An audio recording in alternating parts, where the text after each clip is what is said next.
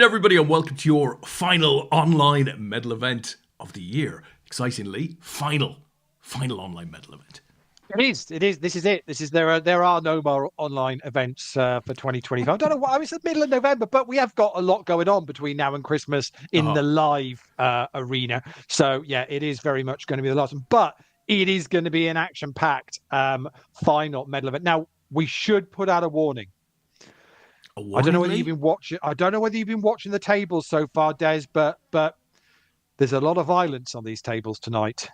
Okay, so if you know that they put that warning out before TV programs and films. Absolutely, yeah. If you're ever nervous disposition and all of that, just be careful because what I've been witnessing so far on these tables, the graphics on these KO tables are insane. So yeah, just be wary.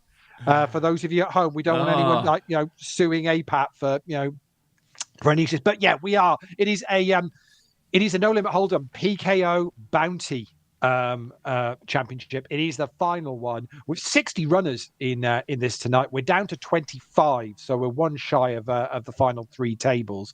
We're going to be a little way off the money. We're going to be paying top 8, so pretty much it's going to be the final table are going to get paid tonight. Now, how this works, it's the prize money split, so half the money's in a normal payout structure, and the other half is tied up in those progressive knockout bounties as you get them. Now, first bounty of the night. Any idea who that went to? It went to Brian Yates. No. If I tell you that this person messaged me to make sure that I knew that they got the first bounty and to ask Des because he'll never know that, who do you think it was? I think it went to Mr. Forte.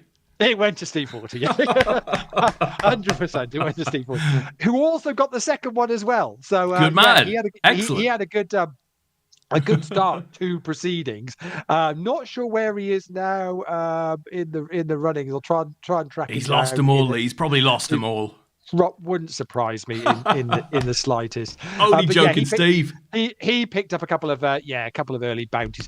So basically progressive bounties. So you knock somebody out, you get a little bit of their £15 that's on their head, and then the rest of it goes on on your head as well. So, bearing that in mind, you won't be surprised to hear that the current chip leader also has the biggest number of bounties won so far. So MRG 27 has already picked up £46 worth of bounties, nice. And has currently got. It's currently showing a figure on the screen of £30 on their bounty head at the moment as well. So yeah, they're doing pretty well. What have we got? Hold. It's cut some of these off because it's on the lobby because it's got so much more information because it's got the bounties as well. Hold just once is currently second in chips. They've already picked up £34 worth of bounties. Forking Hell is third, picked up a tenner's worth. Who we got there in sixth place at the moment is Drawing Deed, who's currently got £27 worth of bounty. So congratulations to them. Already doing quite well. But still in this remaining 24 now because we are down to 24. So I've got the final one standing. So let's see who we've got names wise. Herbie H is in there. Knob Donkey's in there. Two Cats, who I'll talk about in a minute from yesterday's. So it might be last week's actual tournament. Tristal Buster's in there. BP777's there. Colin McCrane's there as well. Douglas Do, Brian Frew is there. Bob Mouse is there. Bulldozer Dino got form. Winner from last year. Last week, rather. Yeah, absolutely.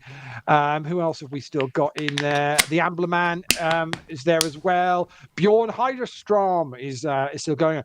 Currently 7th in chips. So Dan's got like 56,000, which is like nearly triple starting stack. No bounties. Oh. Not bust a single player so far to get to that. Who have we got in sixth? Pairs 27 is in sixth. Paul Haycock. He's picked up just the one bounty. Rhubarb is in there as well. Rhubarb 10, which is Andrew Jones. I think so. That's pretty much everybody at the moment that I can see obvious names. So we'll keep an eye on all of this. As I say, winner's going to pick up £280, which normally it's in the 400s. Yeah. on these ones, but obviously it's 280 Split. plus whatever Split, you've got in your yeah. whatever you've got in your bounties as well. So, and the way Grosvenor do it, you sometimes see with the bounties they'll do first and second are really close payouts, but actually they do like nearly £100 difference. So second place is 188, first place is 280 plus obviously the bounties. So yeah, nice, going to be a nice payday. I would imagine the winner is going to take home clear of £400-500 I would have thought tonight, once you've added their bounties in. Total prize pool is £1,650 tonight, so loads. And there we go with another KO, punch in the face right out from the screen. Hold just once with the jacks, and up against the pocket threes of Chubby 86, and the jacks are good, and so hold just once adds to their stack and adds to their bounty payout. Currently, now they're now the top bounty earner.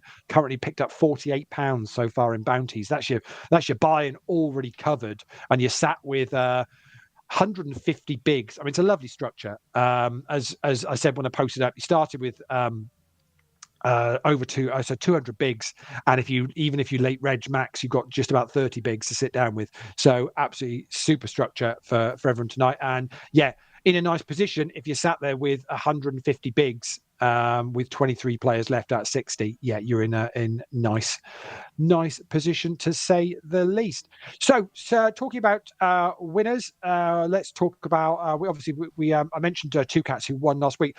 Two Cats messaged me, so I know who that is now. So bear with me, and I will confirm a name for that. That is Ian Woods. So well done to you, Ian, who picked up a silver medal, I think it was last week. Nice. Well done to you, Ian. Congratulations. But last night we had the PLO Championship, and normally Tris is like, he's moaning because he's bubbled the medals and it's rubbish. Night, well, he got one last night, didn't he? He got one last night. He picked up the bronze medal. So Nick Crossfield finished sixth, picking up £48. Then Kazaremkomp Carnio, I think it is, and it's too much of it on there without me going to click on it to get it. Compensas, a lot of letters after that. Anyway, £73. Boing Blitz, BCPC was fourth. Who? Brian just missed out on the medals, but picked up £110. Tris finished in third place, picking up £172. Pigeonhead, £295 and the silver medal. And the winner, friend of the show, Damien. Damien Dakiewicz, right? So congratulations to him. Picks up the gold medal and £454 for his trouble last night in the PLO. So yeah, superb. I was watching the heads up between him and Pigeonhead. Really good. Could have gone either way actually. So it was a really good heads up to watch. But it's Damien that came out on top. So congratulations to you, Damien. Really, really pleased for you. I don't know whether that's your first APAT gold. I'm not sure. That might be doing you an absolute disservice. I don't recall another, to say the least. But and of course, he had his first live APAT cash in Malta two and a half weeks ago, 3 weeks ago. Yeah, so had a good couple of weeks playing APAT events. That is for sure. So that was last night's PLO. Say this is the last one of the online medals for this year. For anyone that hasn't yet had their WCOAP medal or the ones from last week, so we'll get them all together. Tom's been busy out and about the last couple of weeks, what with Malta and some birthday celebrations and things. He will be back, and we will get those medals out to you if you need to. If you haven't, either drop us a message with either address details or if you want to pick them up either in London or in Nottingham, we can arrange either of those as well. You can also fill out the form online if you want. I think it's apat.com/medals, I think, and you can just pop your details in there if it's easier for you. Quickly, am I going to get across this one in time? Yeah, Hunlius Aces against the Jacks of what was our chip leader, MRG 27. The Aces hold, so that's a huge double up for Hunlius, and that's going to dent the stack of MRG pretty significantly. Bit slow coming up on that screen tonight for some reason. We'll see if that speeds up. Just drop us details if you want to get in.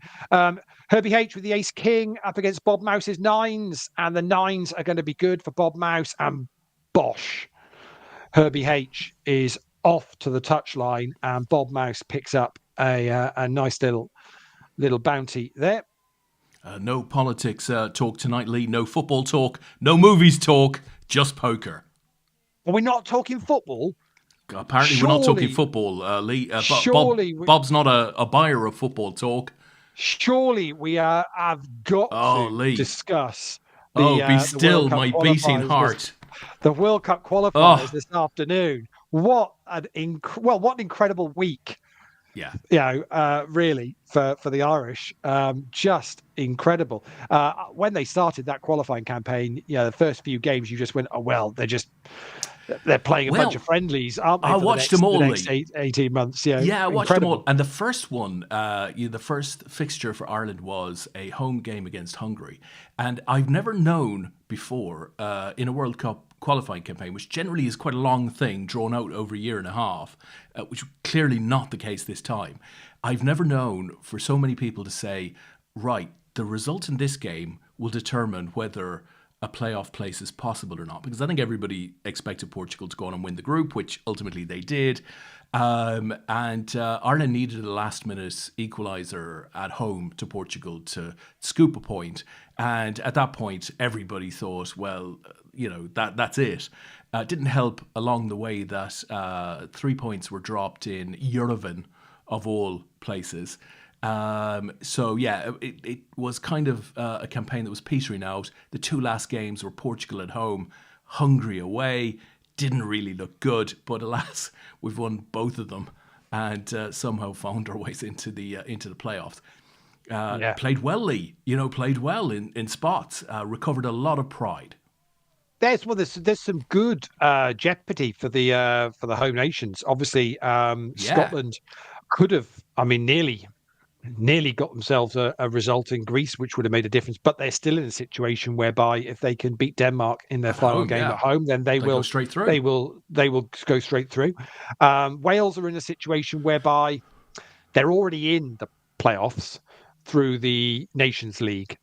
So they've got a home game against North Macedonia coming up, which if they win that, it will give them they'll move from pot 4 to pot 2 for the playoff draw, which means they'll get a home tie in the semi-final. If they don't, they'll still be in pot 4. Yeah, and we'll just have to play one of the top seeds to get through. The reality of it is, to get through, you're probably going to have to play one of the top pot 1 seeds anyway. So, but with the exception of maybe Italy, who are in pot 1, it's a smorgasbord of countries in the pots. It's a ridiculous situation, really. So it's very much is all open and up for grabs for them. So it'll be interesting to see. England obviously 100% record, didn't even concede a goal, which is pretty good going. You can only beat what's put in front of you, and to actually go through, what was it, 6 or 8 qualifying games group were they in 8 or I'm not sure. 8. Yeah. To do 8 and not concede, I don't care who's in the group. It's pretty good going. It's clearly cheating, Lee. Clearly cheating.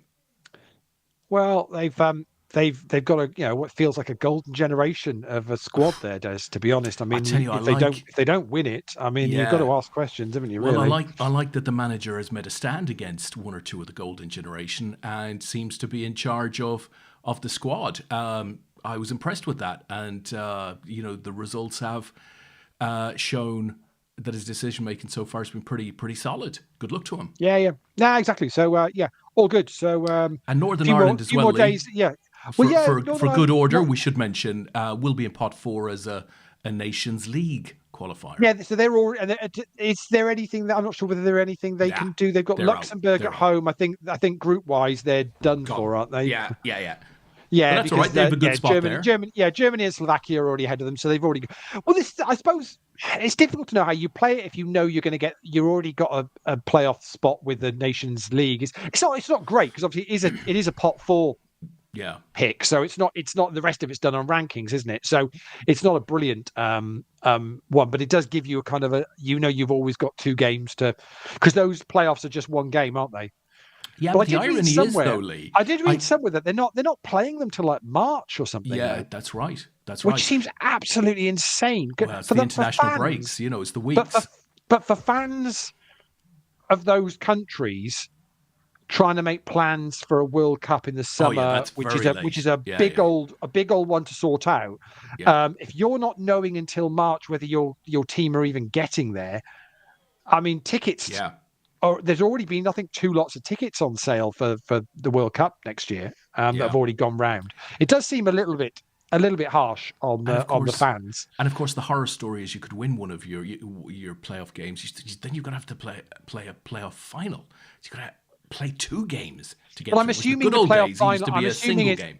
but I'm assuming the playoff final is the second fixture of that Yeah. international break. It's not waiting again, is it? Oh no no no no no no No, no no, no no. no. Yeah, sure. It's March. Yeah, but you're right. It's quite a long time to wait. But I think we understand why, right? It's the availability of the international breaks and stuff like that.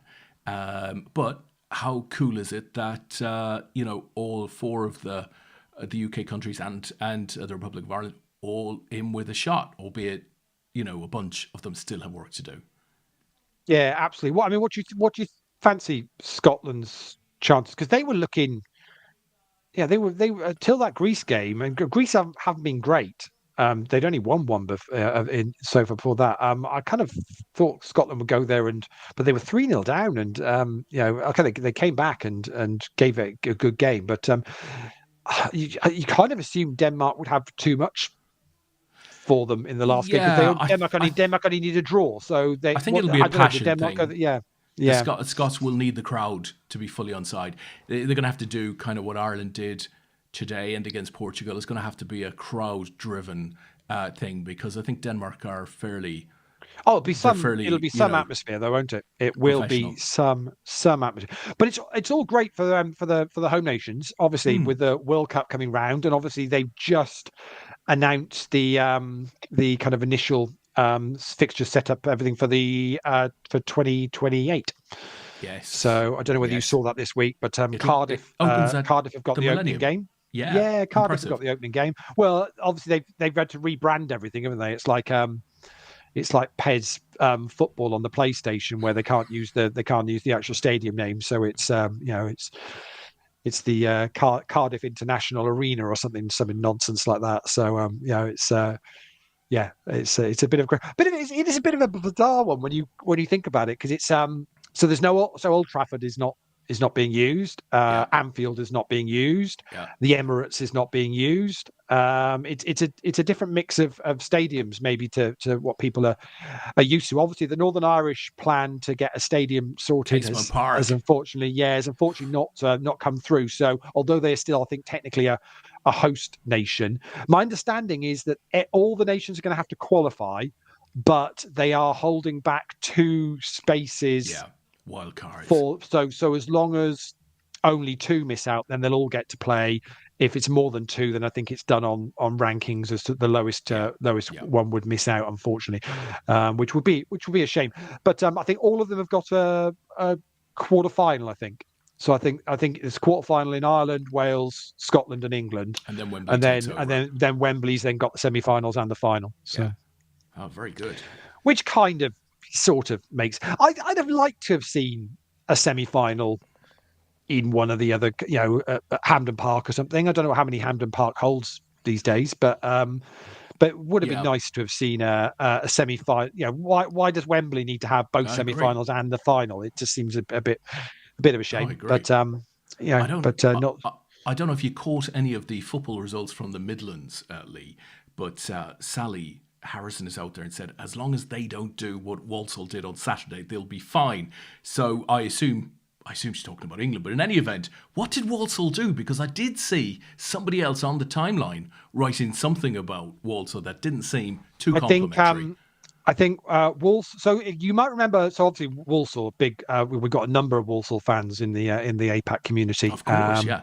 Well, I think we've got both of them. Actually, I think they've got 2 fans. I think both of them play APAT. Actually, Paul's a thinking about it, Walsall fan, isn't he? Paul's a Walsall and Gaz is. So I think they're the only 2 that I'm aware of. But obviously last year they were. I don't know whether you remember, but they were absolutely flying top of League 2 last year at Christmas. Were so many points clear. I mean, it was one of those where Betfred and Paddy Power are both paid out on them. Said you can have your money now. Have your money now.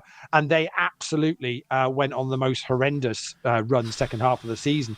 Well, they've decided to move that earlier this year because they were top of the table again a couple of weeks ago, and I think they've lost at least 2 in a row, might be 3 in a row now, but it's at least 2 in a row. Get the and manager out, Leigh. Get looking, the manager out. Not looking great. Yeah, I don't think you can.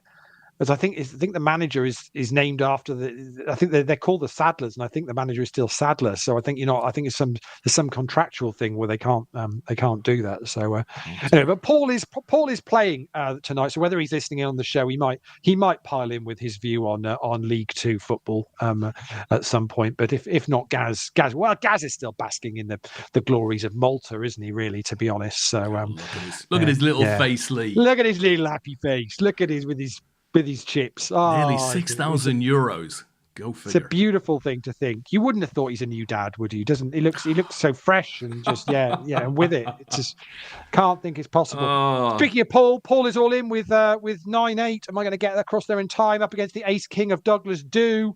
And Paul gets there. Runner for the no. I'm not gonna say no. He's done Douglas do a right do there, and Paul adds another bounty to his stack, and he's up to 76 big blinds now. But he's in the chat as well, Leigh. He's saying that. Thanks all. Needed reminding of that. Yeah, I mean Brian got it in good with ace king on an ace high flop there, and Paul's done the dirty on him really with runner for the. Straight down on the bottom one, Colin McGrain's all in with the 9s against the King 7 of Benoit Blanc on a 7 high board, and bosh goes another KO. See what I mean? It's brutal. It's brutal, these graphics. I mean, there's a proper, HD 4K graphics going on here. We lose another one. We're down to 21 now. So flying through these. We'll be down to 2 tables before you know what's going on. Hunlius, 3rd in chips at the moment, still not taking a bounty. Bjorn Hydrostrom, 6th in chips at the moment, still not taking a bounty. I don't know. They're just nibbling away and just adding to chips, but not managing to. But who was it who won? Do you remember we did one of these once? Was it Steve Redfern that finished 3rd or something in one of these bounties once before and didn't take a bounty the whole tournament? I think it was Steve, if I remember right. It wasn't Matt Pitt, no? No, I don't think. I've got a funny feeling it was Steve Redfern. I think pretty much that is the game. You might have just seen flash up. Yeah, you might have just seen that flash up on the screen. It is 5 to the hour, which means everybody gets to have a 5-minute break at 5 to the hour. Something I've tried to build into my working day with my clients. They're not all keen on it, but try to say to them all, you can't just keep doing back-to-back virtual meetings. 5 to the hour. We should all just go and go and make a cup of tea. Most definitely. So players are going to be on a break for 5 minutes, and we'll be back to follow the action after that. What was I going to say? We're not allowed to talk. We're not allowed to. Is Bob limiting us from talking about TV and well, I think we might have stuff. We might have already broken the talking about football piece. I suspect we might have broken that already. So I think as a result of that breakage, basically all's fair for the remainder of the stream. Excellent. So we can. What do you want to talk about films wise? I can tell you've got some entertainment that you want to. It's a good run of stuff on them available at the moment, and so it's always a good one to talk about as to what people are watching. So obviously, we had an APAT meeting. Well, I said we had an APAT meeting. I arranged an APAT meeting and then rocked up late because I was busy binge watching something on the TV. Oi, Wilshire, where the hell are you? I got a phone call going, "Are you turning up for this?" I was, "Oh yeah." But we were busy watching because we'd started watching 9 Bodies in a Mexican Morgue, which you kind of said to me, is that even really a thing? It is a thing. And I highly recommend. We finished watching that, and it is very, very good indeed. So highly recommend watching that if you can. It was on BBC One on a Saturday night for about sort of six weeks in a row. It's all on iPlayer if you want to watch it. It's a very fresh and different take on a whodunit. Like is the best way to describe it. yeah. So yeah, it's well worth checking out. So thoroughly enjoyed it. It's written by Anthony Horowitz. Why does that name ring a bell? What is Anthony? So I know he's done loads of stuff, but Yeah. I know him best. He's done a couple of Sherlock Holmes books, so which I absolutely adore. So yeah, a couple of those which I've read, and yeah, really good writer. He wrote Moriarty, and I can't think what the other one's called. The other one is called The House of Silk. So yeah, that is very dark for a Sherlock Holmes book. It goes to some very dark places. But yeah, really good writer. And I think he also did some of the. I want to say he wrote like a young James Bond Oh, okay. series of books, Yeah, maybe, and yeah, something yeah, like that. yeah. But anyway, he's written that, and I say highly recommend it. It's always a weird one. I don't. Do I discuss this or not? You know when someone recommends something to you. So I got recommended this by our cleaner. And Yeah. she said, "Do you watch it?" I said, "Oh no, we got it recorded. We haven't." All right. And it got to the end of it. She's like, "Oh." So don't spoil it. I said, "Oh no." She said, "I won't spoil." But I already therefore knew that something good, something. So you then start looking for things. Do you do that? If somebody's kind Yeah. of told you, "Oh, it's a good plot twist in this or whatever," you then start early out, kind of going, "Well, where's this going to go?" And trying to, Yeah. I don't know whether it takes away some of the some of the enjoyment of it when you know there's going to be a plot twist in it. I'm not sure. But the other one that we've recently binged, which we have recorded and went to watch, is The Hack. I haven't seen this yet, but definitely on my Right, list. phenomenal. Yeah. Oh, Yeah, good. Yeah. absolutely phenomenal. It's another one of those where you go, okay, you know all about it because we all kind of live through the headlines and everything Yeah. going on Yeah. Yeah. about it. But Yeah. actually, how much did you really know about it? Yeah. And this is, I don't know how much they dramatized it, but I don't think so. And it's got a lot of, obviously, people that are still about, and involved in it. Yeah, and brilliantly produced and Yeah. done. Yeah, absolutely fantastic. So yeah, highly recommend The Hack, For which is sure will all be. all Yeah. available on ITV X. And for anyone, it's around the phone hacking Yeah. scandal, but the cast is insane. Who's in there? Um, just so Robert Carlyle's in there, David Tennant's in there, but it's just the amount of people that play literally for 2 minutes cameo appearance Yeah. playing Yeah. Yeah. whoever. Yeah. Yeah, Yeah. just Steve Pemberton plays Rupert Murdoch. Um, yeah, it's very good. Yeah, and it does open your eyes a little bit more to kind of like wow, and how much they kind of got away with, which is just amazing. I mean, I suppose it's on the back of the success that they. I'm assuming it's the same people that did the post office one from last Yeah. year. Yeah. Yeah. Yeah. I would imagine it's had that kind of feel to it. But thoroughly enjoyed that. So well worth I shall. well worth watching. Yeah, I shall be looking out for that, Lee. You recommended one last week, which I'd heard of, but I'd never watched it. Did go and watch it. Released in 2016, a season one, The Night Manager. Yeah, Night Manager. Yeah. And Fantastic. Really enjoyed it. second season. Well, second It's due season soon, right? is coming out or starts on New Year's Day. Yeah. Super. On BBC. Yeah, no, it's really good, isn't it? Yeah, very good. Players are back. We are 5 minute break over, and with 20 players left. So playing down to a winner, but we 8 is the payday cutoff. So obviously, some of you will have picked up some bounties along the way. So you might not get in the top 8, but you're going to have picked up some bounties. Let's see who's already busted and has picked up bounties. So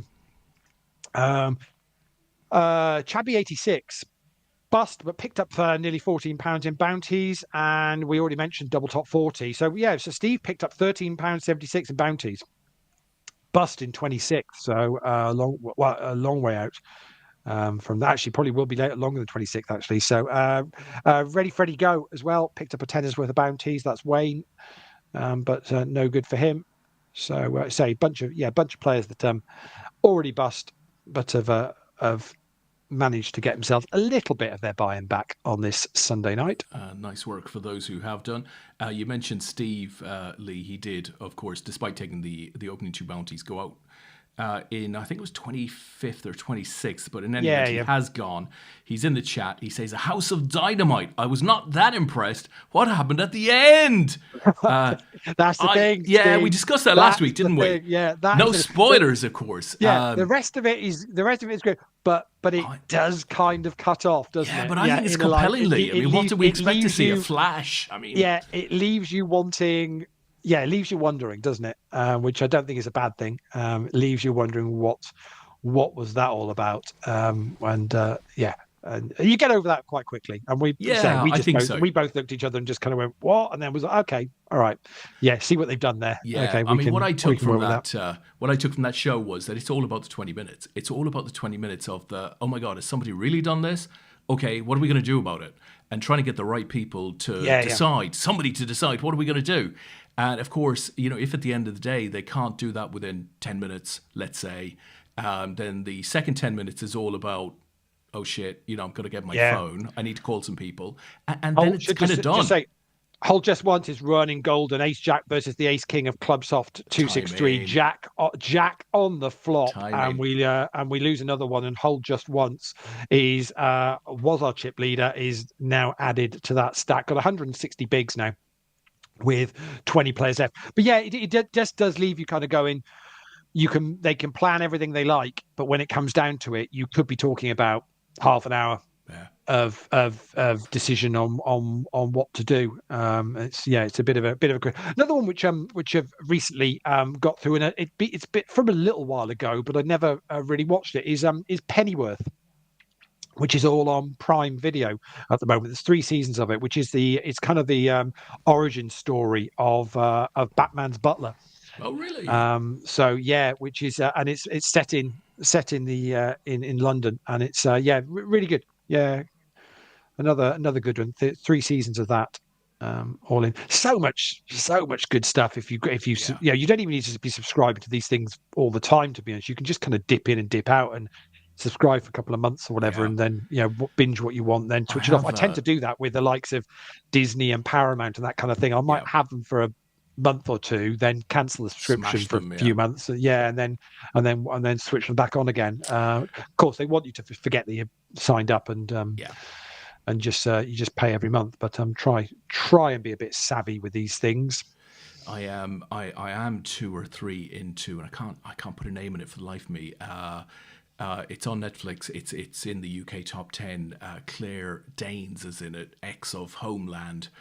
Yes. Very, very, very interesting, very good kind of premise. But as I said, I'm still relatively early in. It's on my list of ones to watch, and I can't for the life of me remember what it's. I am now going to go and look it up because it's going to wind me up. Not to know what it's called. The Beast in Me. That's the one. There it is. Yeah, Homeland was great, wasn't it? That's all available. Where's that all available at the moment? It is somewhere that you can watch the whole lot. If you've never watched Homeland, that is I mean, there must be, how many seasons of Homeland must there been? About 6 or 7, something like that, maybe more than that, actually. The way Claire Danes plays this character in The Beast in Me, very, very similar to how she played her role in Homeland.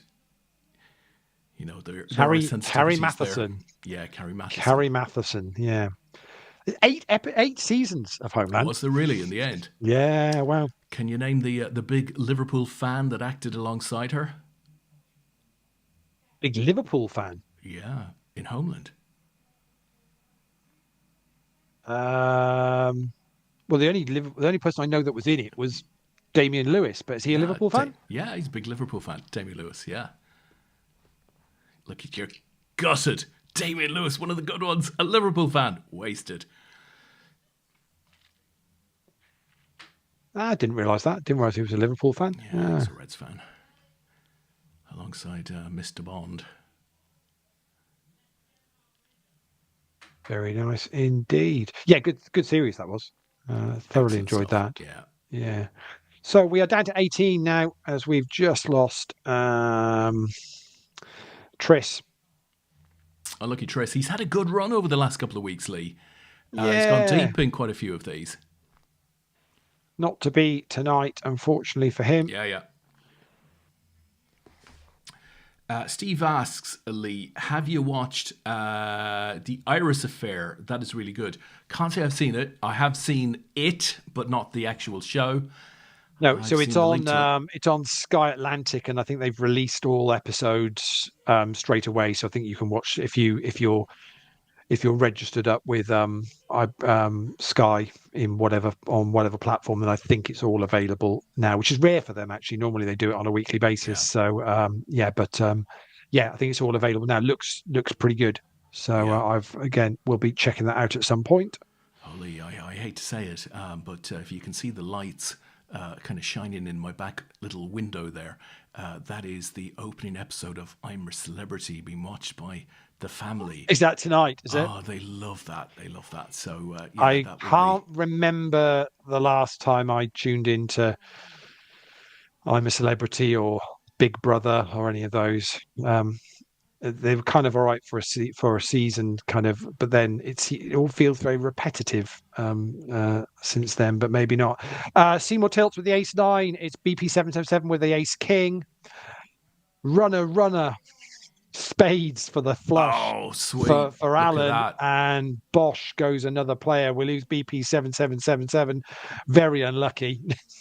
Didn't really Wow. do a huge amount wrong there, but runner spades gives Alan the nut flush, and we lose another player, and we're nearly be down to two tables here, one away. I don't know if you've seen it, Leigh, and I'm pretty darn sure Steve 40 will be interested in this.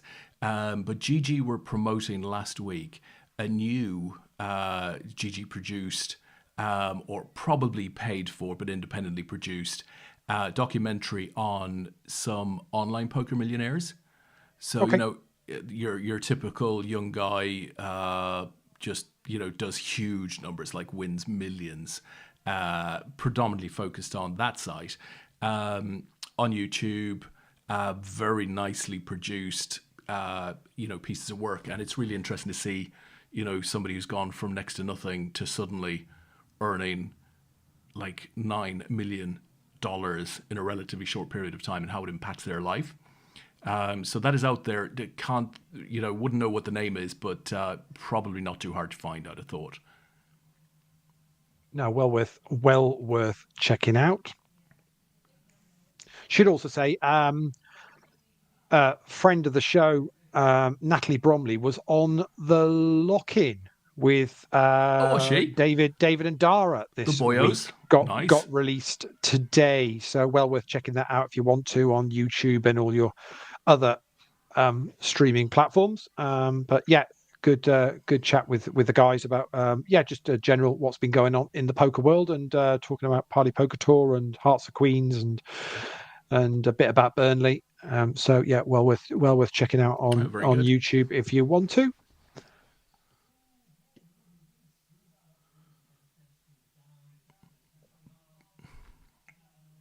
Right, we're one away from two tables here, and then obviously it starts getting interesting as we're getting closer to the money on that final table. Unless, of course, say our current chip leader, Hold Just Once, has now bagged £58 worth of bounties already, and is currently still sat on 127 big blinds. So is in a really good spot at the moment.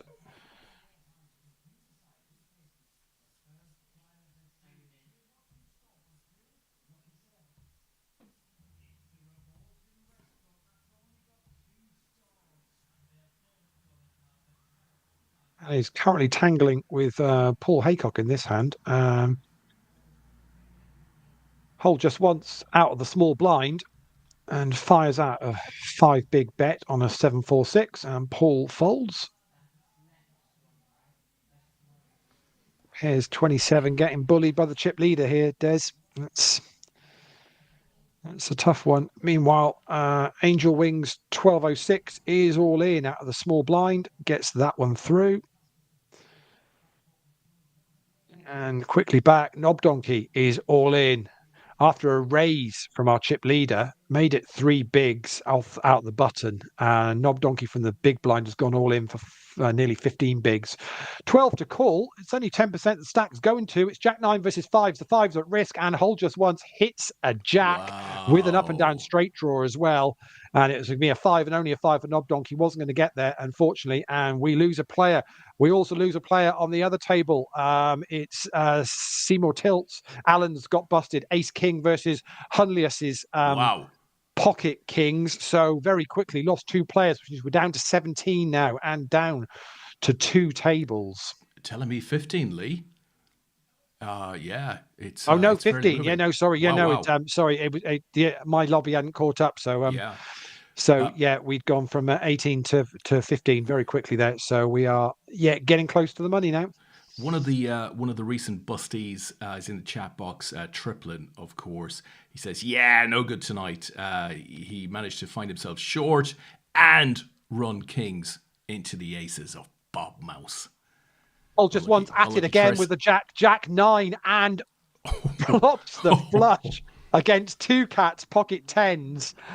Wow, when you're running good, Hold Just Once, you are running good. A huge chip leader now. Has got nearly double the stack of the second place player at the moment. Has now racked up £72 worth of bounties. Has got 42.95 on their head. I'm not sure. I think that is right. That's how it will work. So that's what someone else is playing for. Sat on 160 bigs with 14 players left. Wow. Ouchie. Yeah, when it's going well, it's going well. Ouchie.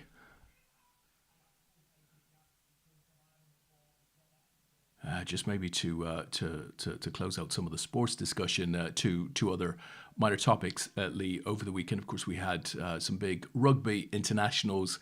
Wales taking the Japanese by a point. Comfortable win. I think it's a comfortable win. Are they obviously not too comfortable? But are you seeing comfortable win? I don't know. What are you talking about? Nice to have a win, right? Are you seeing any way back for the Welsh? Any way back from what? From what? From the spoon. So we're on an unbeaten run. What are you talking about? I don't know. I don't know what you're going on about. Unbeaten over the weekend. Love it. Yeah. What's wrong with that? It's difficult time for the Welsh folks. Hold Just Once with the pocket deuces against the aces of MRG 27. A deuce on the flop, but an ace on the turn for MRG gets a massive double up. And MRG was was second in chips. That was first versus second in chips. They've literally flipped round now. Meanwhile, over on the other table, Bjorn Hydrostrom, King Jack, busts out. Didn't catch the player that bust there. I'll find it now. I think it might have been Bulldozer Dean, possibly. Let's see whether he's still there. I don't think he is. I think it might have been Bulldozer Dino that Bjorn Hydrostrom, as it was. Bjorn Hydrostrom has finally, Dan Williams got some bounty money heading his way. It's gone from nothing to £13.75 in a very short space of time, and we're down to 13 players. But wow, Hold Just Once there. That's a sick one, isn't it? You flop trips and get done on the turn by the second person in chips behind you. It's that's a tough one to take. Name of the game, the least. Pain.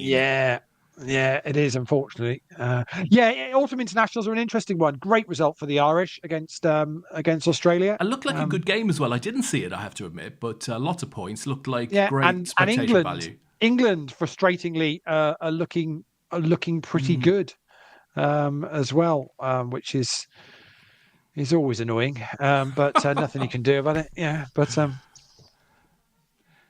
and it's just one of those things. The rugger. Don't know if you saw any clips or watched the boxing last night. I didn't. Not really a boxing fan. No. It was marvelous stuff. Quite a turnaround from the fight they had back in April. Ben taking this one, and of course the story is that the sons are fighting 35 years after the fathers created somewhat of a legend for themselves in the game.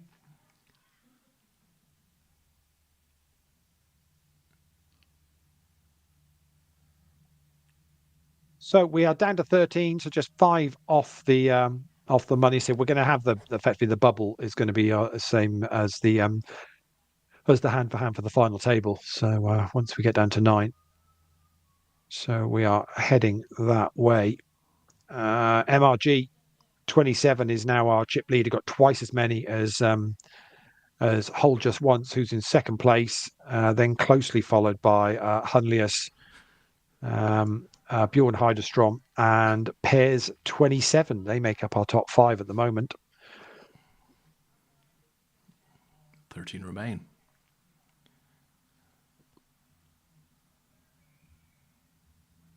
I think we've been somewhat hit by the internet gods tonight. I don't think our table is as clear as it normally is.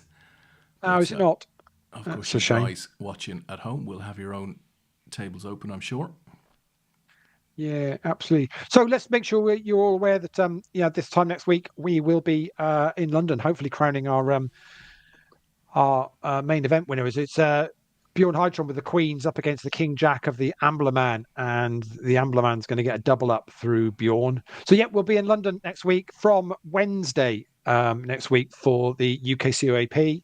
5 days of poker. I think it's 10 events in total. I think happening next week. A bunch of day ones for the main event, plus a load of other great side events, 8-game and a Torse and PLO, it looks a great schedule. PLO 456, PLO got daily satellites in as well.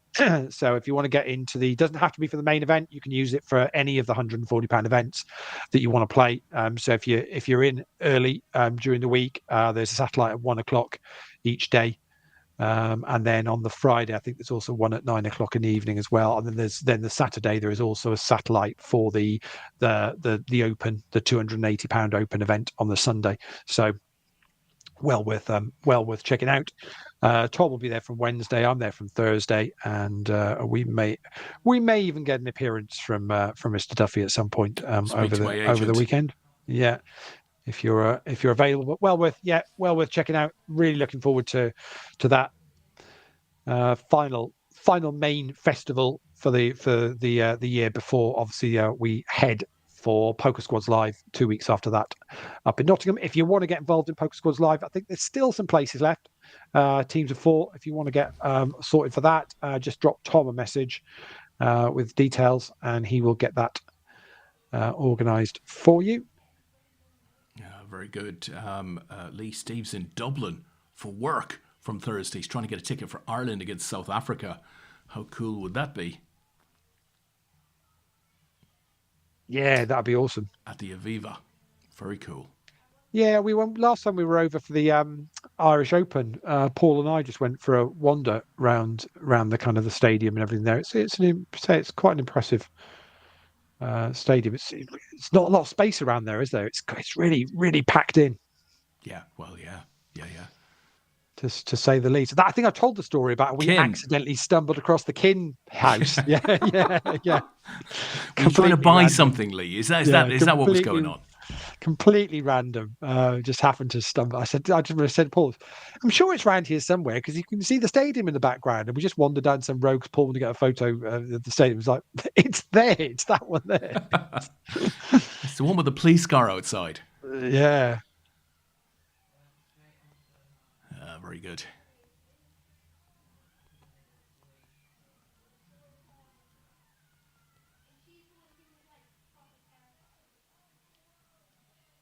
Angel Wings 1206 is all in.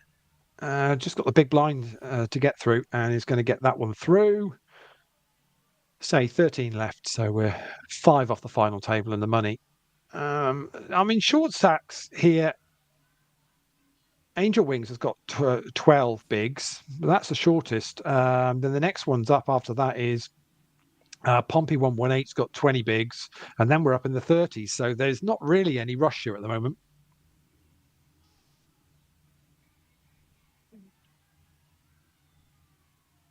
And Dan Williams is in the chat suggesting that there's some sort of APAT show Bok thing going on, which is it's just not is absolute nonsense. I blame Des. I'm like the bad smell they can't get rid of around here, Dan. Tris comes back 20 and years. says, It's been 20 years of Des taking the blame for everything. I'll continue to take the blame as long as I can add another carpet to my. Well, it's a cardboard sort of mock-up of a Ferrari, Lee. It's not very impressive. It's as good as it got. Yeah. Trish says, most of you will know, but please be aware, guys, if you haven't been to Asper's in many months, it's now a Genting. You may need to get your info updated, which is absolutely right. It is indeed a Genting now. But it's in the same spot. It's exactly where the Asper's was. It's the same. Yeah, place. I think it took them a little while because they were still using the old Asper's memberships for a little while, but I believe now that's now changed up. Okay. Actually, I hadn't been to a Genting for a little while, and I went to the Party Poker Tour the other week at Birmingham, and you can actually just walk into the venue there. It's not one of those where you have to. Yeah, I think they'll ID you if they want to ID you, but I think it's one of those where it's just kind of open and they don't. You can swipe in if you want to, but so I said, I've still got a card, and she said, oh well, we'll see if it works, and I can always. And she handed the card over, and she just kind of looked blankly at me. And bear in mind, this card had Genting on it and stuff, and she said, oh, I've not seen one of these before. Well, it might have been a while since I've stepped foot in a Genting casino, but so she gave me a nice sparkly new Genting card. So I'm hoping that when I go to London next week, I'm all good. I won't need to do anything, and we'll be able to get in no bother. But I did have to chuckle. I said, yeah, it probably was. It would have been before lockdown that we'd have gone to that Genting probably when we did. Do you remember we did one of the counties events at Birmingham, one of the last before we switched them across to poker squads. So that would have been probably about 7 years ago, maybe 7 or 8 years ago. But it would have been a while before then. I'm not sure whether I even swiped in that weekend. But it would have been a while before then. Stoke a couple of times, didn't we? Way back. We would have done, way back. Yeah. But what I will say is Asper's will be, or say Asper's, Stratford, they're normally super strict on you need to have ID or membership to get into the casino. So whichever entrance you use, they will be tricky on that. Angel Wings all in again. This time it's from the small blind after a raise from Pompey 118. Just a little min click from Pompey, but Angel Wings gets that one through as well. Playing it right, picking the moment to just go, all right, well, I'll put my shorter stack in the middle here, and let's see whether anybody wants to play. Meanwhile, just missed Paul folding pocket kings against MRG. There was a kind of properly connected up board there with I think it was a couple of clubs, couple of spades, and straight draw options as well. So Paul let the kings go, playing super tight, desperate for a medal. Clearly desperate for a medal. A wedge, as Sean used to call them. Wedge, yeah. A wedge. Yeah. Have a wedge, a door wedge. Oh, Tony G is in the chat. Evening all. Chat. See you during the week, but I will be dealing. Oh yeah, Tony, have they got you? Have they got you wearing the fancy new uniforms? That's what I want to know. No, Lee's doing cocaine in the car park. Oh right, okay, fine, fair enough. He doesn't wear a suit. Not a problem. It's a hoodie. Yeah, he wears a hoodie. Not a problem whatsoever. Just should make it very clear that isn't what Tony's doing. That was a joke. No, if you Google, that was a joke. Because they have all the red and black kind of funny dealer outfits, don't they, at the Gentings? So, dear. I think I'd rather be in a suit, Lee. Suit. Oh, yeah. Making the big decisions. I've only ever worn a jacket once for an APAT event. I think I recall that occasionally. Yeah, I want to say it was at Dusk Till Dawn. It was at Dusk Till Dawn, and it was. Was it the first week that we'd met your CEO? Did you come like powered up, all revved up? No, no, it I'm wasn't. going It to was set the standard. I'm going to bring this organization into the 21st century. no, it was the first event after Jer's passing, Oh, and I knew we were going to say a few words. And I didn't yes, very particularly want to be respectful. stood there just in a hoodie. So Yeah, if you remember, that was the one where we did have a discussion about what should be said and what shouldn't be said, and I wrote a few things out, and I ended up just scrapping it and just stood up and yeah, said something. talking from the So heart. yeah, so yeah. Apparently, it got a few tears in the room. So it clearly must have hit the spot one way or Sad, another. Either that, sad, or they were just all sad sad they days. couldn't get to the bar. I'm not sure which one it was, but it could have been that. I'm But sure the former.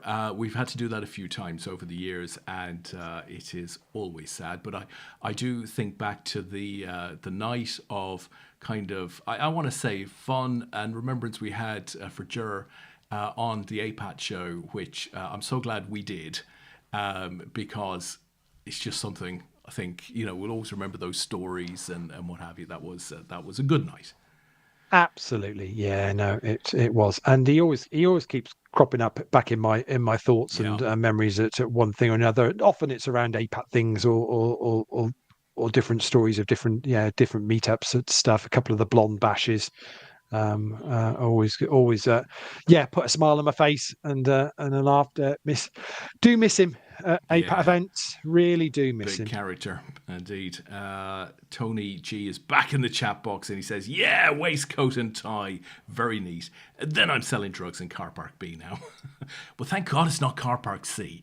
Do not go into That's car that's a park C. It's that's a miles nightmare to away. get to, isn't it? Yeah, it's a nightmare Ah, to get to. twice I Yeah. did it. Oh my God, the pain on a Sunday night carrying equipment to car park C when everything is closed and you have to go up the ramp. Never again. No, not good. But we will be there this time next week. So thoroughly looking forward to it. Lee, Um, I don't know if you've had this. I suspect you might have, but I had a mysterious direct message from an APAT member who shall not be named, who said, "Are you going to be at the tournament next weekend? I want to speak to you, Lee, and Tom together." no, Did you no, get one of those? Oh, no, I got one of no those, Lee. idea. So there's definitely incoming news to come next weekend. Oh Dan wow, says okay. Des hasn't carried anything. He has his cronies to do it. I think Dan's just called you and Tom a crony. Neither of which you would not qualify that high as cronies. No, definitely, I no, mean, definitely not. we don't have anything as high in our hierarchy. Trish says, Tony G, just no copiers for me, please. Coolers, coolers. I Look was at that. going to He's say, making. how have you read that as anything other than Yeah, because coolers? everything's Yeah, yeah. everything's kind of wavy on my screen. Oh, really? Um, That's yeah, worrying. coolers. Look at that. He's looking for favoritism already, Lee. A week out. Are you allowed to ask for that from dealers? That It sounds tends sounds tends not to work. sounds Trump-like. Yes. That kind of thing going on. You can't be doing that. Honestly, not good. It's all tightened up. 13 left. And not surprising, really. As say, stack wise, we're in a pretty good space at the moment. Let me see what average stack still 92,000, and we're playing 1K, 2K. So yeah, Yeah. we're sat on sort of 45 bigs as an average stack. As Drawing Deed picks puts all their chips in on the board. A King 9, Deuce 3, King. Decision on player to their right, who unfortunately, until their time bank finishes, I can't confirm who that is. Hunlius. Did not have that king. One assumes. Yeah, Lee, the wee info bar under the table has disappeared, probably behind something. Are we able to get that back up again? yeah, yeah.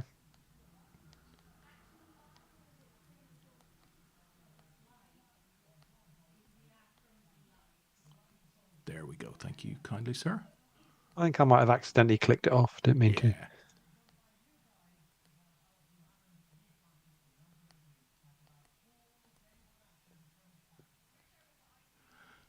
Oh, Lee, it'll be good to get some proper football back from the second half of next week or late on next week. Oh, we're not playing till Monday night. Who are So United playing? Everton. You're on a decent run. I mean, a home game against Everton? Or are you Um, going to the Hill Dickinson? no, I think we're home because we've been away the last two games. So I'd Okay. imagine we've to be honest, our fixture run for the next over kind of Christmas is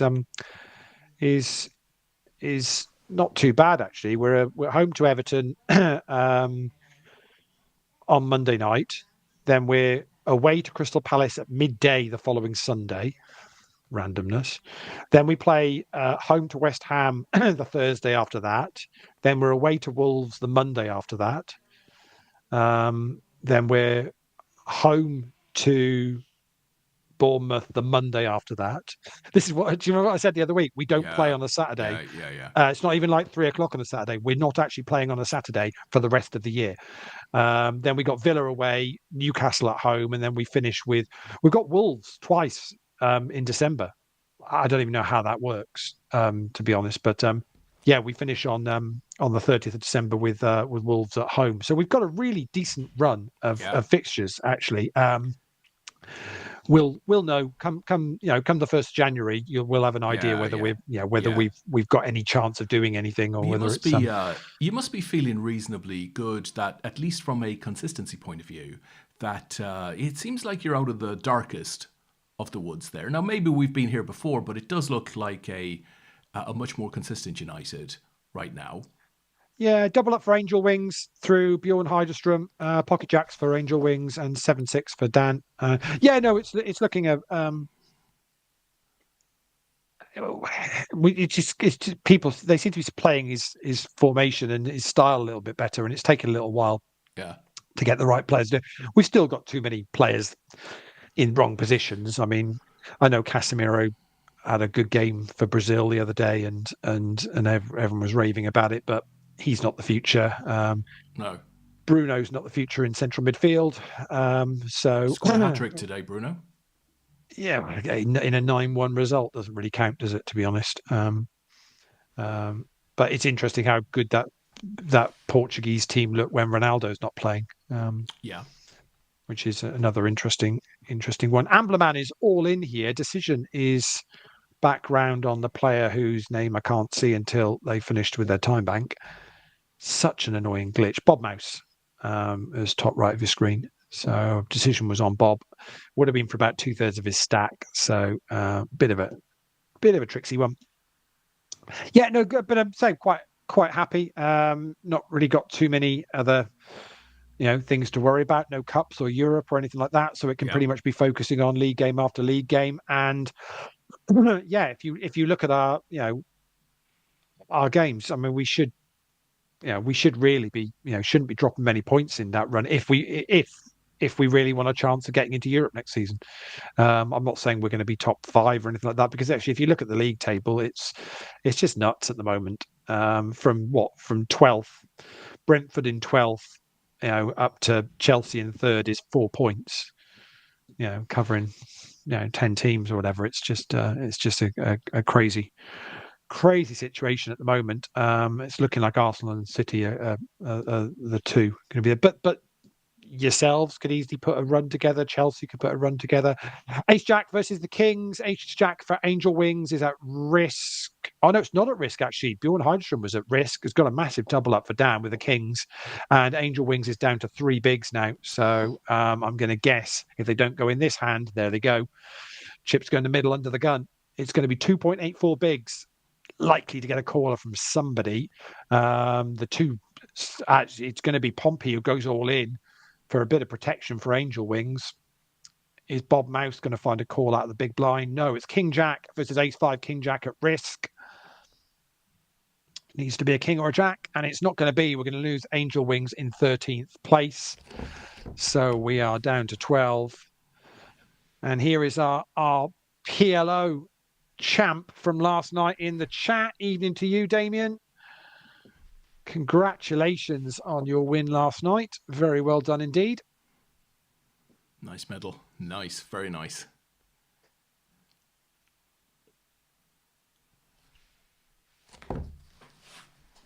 But we've got a couple of draws on raffles tomorrow night.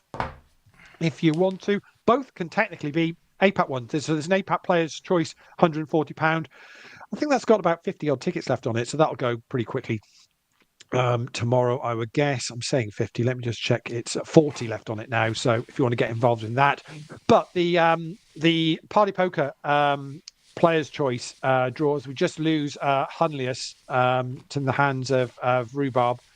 Well played, Andrew. The Party Poker draw. It's a double draw tomorrow night. So we've got two lots of £500 main event seats for Party Poker London, but it's a flex prize draw. So if you win that and you want to use your 500 for APAT next week, and you want to, basically use it as £500 seat credit for APAT, we'll put you into the main event and give you the rest in cash, whatever split you want to do on it, or you want to use it for a Malta event for next year, or whatever you want, entirely up to you. So that Party Poker draw tomorrow night, 800 tickets still left in it, looks great value, and say it is a prize flex draw, so you can use it for an APAT event if you want. If you're planning on playing APAT London next week, pretty much £500 is what four entries into stuff pretty much covered off, or 3 entries and donuts for the team.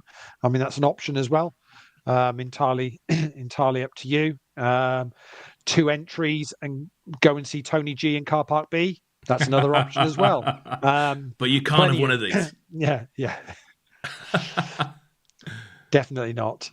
Definitely not. That's for Damien. He's got one of those coming. Yeah, absolutely.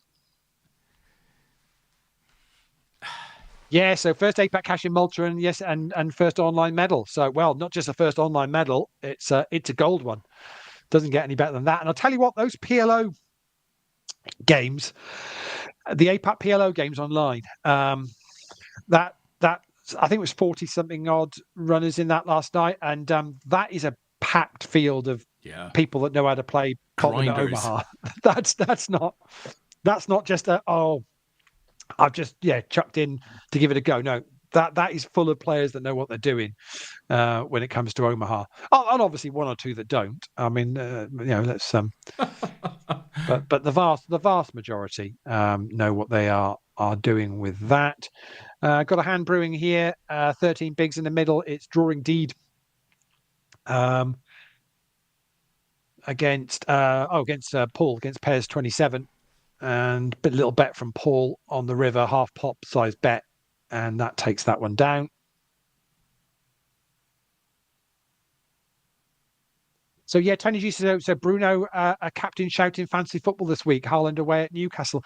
Yeah, it's difficult to know with Bruno because he's playing in a deeper role for United. He's still on pens, but Everton are pretty handy. They are a much tougher outfit to break down these days. They're not a rollover that they used to be. So and it's so difficult to know teams coming back from the international break. The benefit for us is I think Brazil have played both of their games this international break in the UK, haven't they? Yeah. So that makes a huge difference. One to bear in mind for anyone on the fantasy football is I think Gabriel picked up an injury in the first Brazil game, by the sounds of it, a muscle. Not sure it's a muscle tear, but a muscle injury, and obviously he's been an absolute stalwart in most decent fantasy football teams so far this year. So Gabriel's one to keep an eye on. You might have to be doing a cheeky change. Of course, the trouble is if you don't get in early to make that change, the more players that take the player out, the price drops with it. So you've got to you play that gamble of do you get in early and make the substitution whilst the price is still holding. If you're late to the party, then you might find you don't quite get as much money back into your funds. Yeah, as you would hope. Tricky one, but you have to keep an eye on that one as to what's going on. But for United, playing on Monday as well is good because it means that most international players will be back. Probably Thursday. So if you're not playing until the Monday, it does just give you a little bit more time to get prepared. But there's no excuses with United. You say he's got pretty much a game a week, nothing else to bother you. We're not having to worry about squad rotation. It's basically a case of say training for each game, and then delivering on what's required. And if you're not doing it, then you shouldn't be getting in. What worries me is, I guess, is that we're still reliant on a Bruno and Casemiro central midfield, and the likes of Ugarte and Mainu can't seem to get a look in. Bizarre, absolutely It's bizarre that one for very me. strange, but Just look, just looking at those Cardiff fixtures for the weekend ahead, Lee. If I was looking for a bit of a wild card, he's not that much of a wild card. But Bournemouth at home to West Ham in the opening game of the weekend. Semenya, I've got Semenyo in my. against that He's West already in Ham my team. Yeah. defence, please just let me at them. Other than that, Although, there aren't that. although in saying that, Yeah, West Ham have looked a little bit better the yeah, last two two wins in their games. last two, but three defeats. What, five defeats in their six prior. But yeah, Yeah, two wins I in their last two. In fairness, I suppose the only the point is they haven't kept a clean sheet, so they've yeah, scored three in each of their last two games. But I mean, the yeah, Burnley one, they conceded two, and obviously conceded one against Newcastle. But they look good against Newcastle. yeah, Newcastle were really tough team to predict at the moment. Newcastle, and as I think Eddie Howe said during that game at half time, he made two or three substitutions, and he could have pretty much bought anybody off. It yeah. was that bad a performance. So. Think it might be a test for West Ham though to go down to the south coast against Bournemouth, who probably don't have 10 or 11 internationals away. Probably, I'm sure a very rowdy, small but rowdy Bournemouth crowd. Wanting to keep their boys right up there at the top of the table. Yeah, absolutely. Yeah, Bournemouth is a funny one. I mean, I lived in Southampton during the time where Saints were still playing at the Dell, and Yeah. you consider how say smaller uh, a venue So is it that like 12 was. or 13,000 capacity? It's pretty small. Could that be right? What's this Bournemouth. now? Bournemouth. Bournemouth is it is.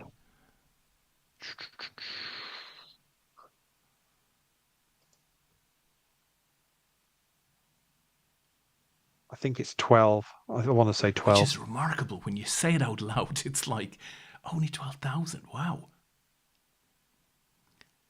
But, Yeah, yeah, because they had 11,200 at the Forest game. yeah, So but they're uh, punching and have been for some time, punching well above their yeah, weight. but if the location where it is in Bournemouth is there is an opportunity to build. They did have a opportunity to build on a little bit of land next to it and flip it round, which was like an athletics track and stuff, and they didn't. But they've got an opportunity there to.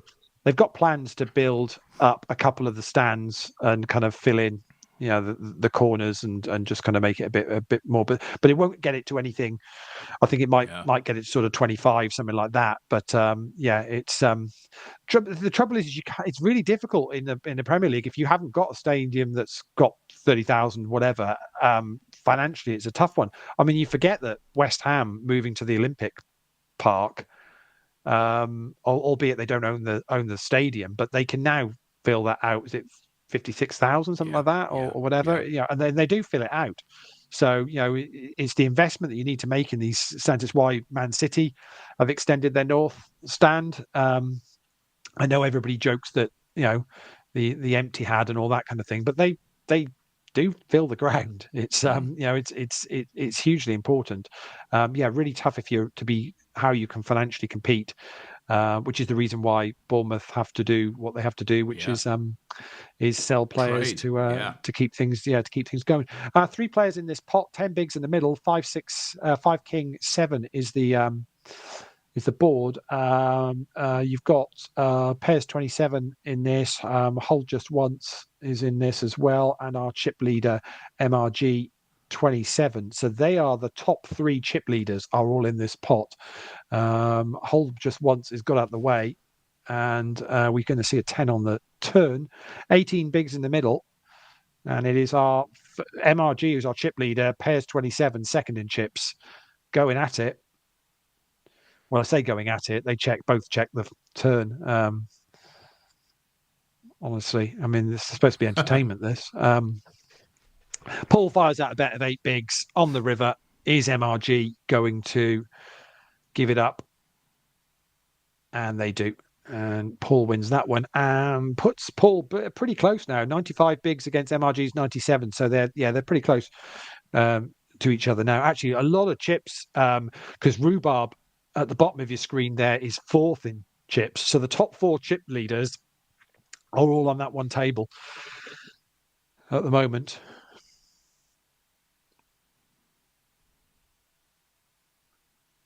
Yeah, but financially for Bournemouth, it's a tough one. It really, really is. And they're the sort of club that you kind of envisage at some point they'll have a bad season and could drop, and then I mean Southampton, it went as bad as I think Southampton went down to League One. Out of the Premier League. It's surprising how quickly a team can be in the Premier League. Take Luton, for example.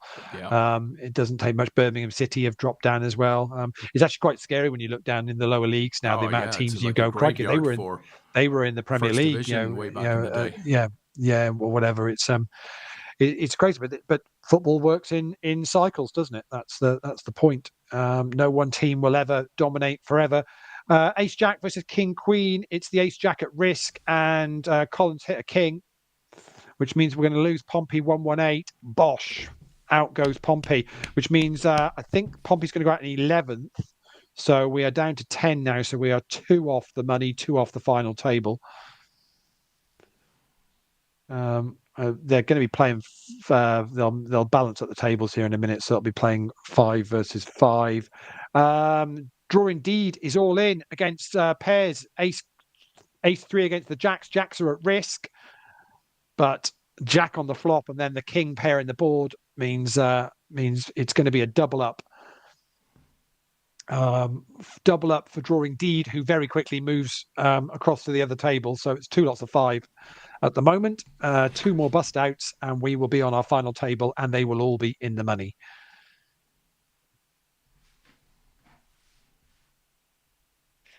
Interesting one from Paul there. I mean, it's Ace 3, Des. I mean, I guess at this point in the tournament, is it an ace looks so good, doesn't it? Just unfortunate to run into a pocket pair there. Yeah. I'm not qualified to talk this one through, but I'm not a massive fan of kind of really, poor kicker aces. I've just never had success to any great degree with them. You're saying you felt Paul played that pretty badly, then, is what you're saying, Des? Yeah. But sometimes, Lee, I will say, right, the 8th hand is the hand I'm going with, whatever the hell it is, because you just randomize your play. So as I said, I'm not entirely qualified to talk about this stuff. Kamikaze poker mode. Yeah, I'm just a pretty face. Just picking up an article on the BBC at the moment. Seems to be Bellingham's getting a bit of stick about his behaviour in getting substituted in the game today. Really? He's got a bit of an attitude going on, hasn't he? Well, he's definitely got a reputation. But the media seem to be happily having a dig at him. I don't know whether it's fair or not. I don't massively follow the England team, but he seems to be they openly the media are quite happy to have a pop, as if he used to be the kind of undroppable talisman of the side, and all of a sudden they've gone maybe not. The Amblerman is all in for 15 bigs out of the small blind, just the big blind, which is Colin to get through. Half his stack, so I don't see him calling it off. He would have done it by now if he was going to. No, and he doesn't. On we go. Yeah, it's an interesting one. Obviously, he's fighting for his place, because, to be honest, it's so much choice in those kind of the number 10 attacking midfielder roles for England. You could probably put out 3 sides that would all be I didn't pretty think he good. brought a lot today. Difficult because it's a bit of a I didn't watch the game, side. so I have no idea. So I watched a fair chunk of it, and I thought he was caught in possession a lot. I thought he came extremely deep quite a lot. If his role was to be a number 10, which I think Tuchel put him directly 1-on-1 with Morgan Rogers. He just seemed to lose the ball quite a bit. That said, once you get to a tournament, he'll be invaluable. I'm sure he will in a tournament, but the attitude needs to be right, because clearly it's been rankling with players or it's been rankling with the management, and they want a positive attitude on the field as opposed to this thing of, misplaced pass and everybody gets pissed off. Loving what Dan said. I'm sure you're smiling. I did forget about this, Leigh. This is the one critical variable. It is, of course, a bounty tourney. A £20 bounty Paul is getting is in quicker than a tramp in a food kitchen. Oh dear. Yeah, no, that's very, very true. Other nice bit of news today, with obviously Norway's result against Italy means Norway are going to be at the World Cup, and more importantly, it means Haaland is going to get to play at a World Cup, and it's often nice to see, because when you've got players of real proper world-class players that are absolutely blitzing the stats and everything else, it is sad when you see a number of them never get an opportunity to kind of to do it at the absolute top level internationally, because they're from a country that struggles too. Just as Ambleman is all in with the ace-10 against the 8 of Bjorn Heiderstrom, it's the ace-10 at risk, and he's got there with the flush. 10 high flush beats the 8 high flush, and it's a double up for the Ambleman. Yeah, nice to see for say that you'll get to see. I mean, I suppose it's how many the sorts of players that that never have, don't regularly, or maybe have played a World Cup once or not. I don't think Giggs ever got to play at a major tournament for international. There's you could probably find a fairly strong list of players that will never get to experience it. And I thought Haaland might have been one that would be on that that list, but Norway have managed to get there. Do you think will Haaland be able to get wild elk to eat in the States, Leigh? You can pretty much get anything in the States. Should be fine. This is true. Yeah, it's almost like Car Park C at the New Genting. Yeah, it won't be a problem whatsoever. I'll be over there next summer, so if necessary, I can. We'll sort it out. Won't be a problem. Bring it in the back of the Datsun. Leigh, just looking at the results, I mean, I hadn't seen that result tonight.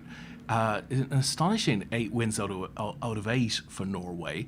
Italy aside, maybe not the strongest group, but get 20 on them to win the World Cup. Wow, they scored 37 goals. Decent, yeah. I mean, any team that's got Haaland up front, in a decent situation, aren't they? Yeah, absolutely. Trish says, such a tough job, England manager. Great side, but who on earth do you leave out if they're all fit? Well, that's a good problem to have, isn't it? It is a tricky one. So you're going to assume Kane's going to play up top, and then you're playing effectively 3, one on the left, one on the right, and one sort of in behind. But of those 3, you think Saka feels a shoe-in on the right. The left is Gordon or Eze? Is Gordon. Oh yeah, and then who do you play behind? Do you play Bellingham? Do you play Rodgers? Do you play Cole Palmer when he's fit? Do you play Foden? No, I think the way he's doing it, Leigh, is I think he'll say, right, so it'll either be Bellingham or Rodgers in that role, and if it's one of them, the other is there and available if a loss of form occurs, or if I need to make a replacement. But how do you get Foden into that team? You don't necessarily get him in. I mean, he can play the left to the right. He can play as a false 9. If you think back in the day of the golden generation, there was all the talk about you can't play Gerrard, Lampard, and Scholes. Well, Scholes plays out on the left, and that's the only way you could do it. But this is even worse a situation. But I think. I like it though. Trust players are on the break. It's 5 to the hour, so we're not missing anything. He's got his formation. He obviously believes in it.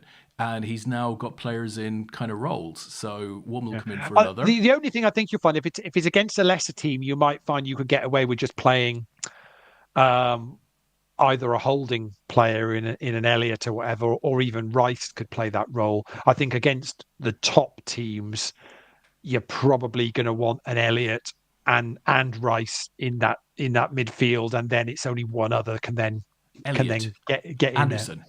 Yeah, Elliot Anderson. Yeah. Oh yeah, Elliot Anderson. Gee. Yeah.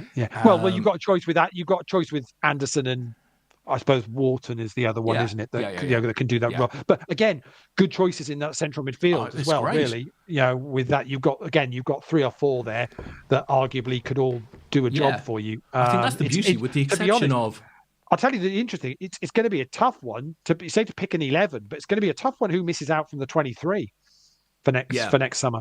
but I think maybe Because with the there's going exception to be of there's going to be some big names that are going to miss out from that 23. It really will.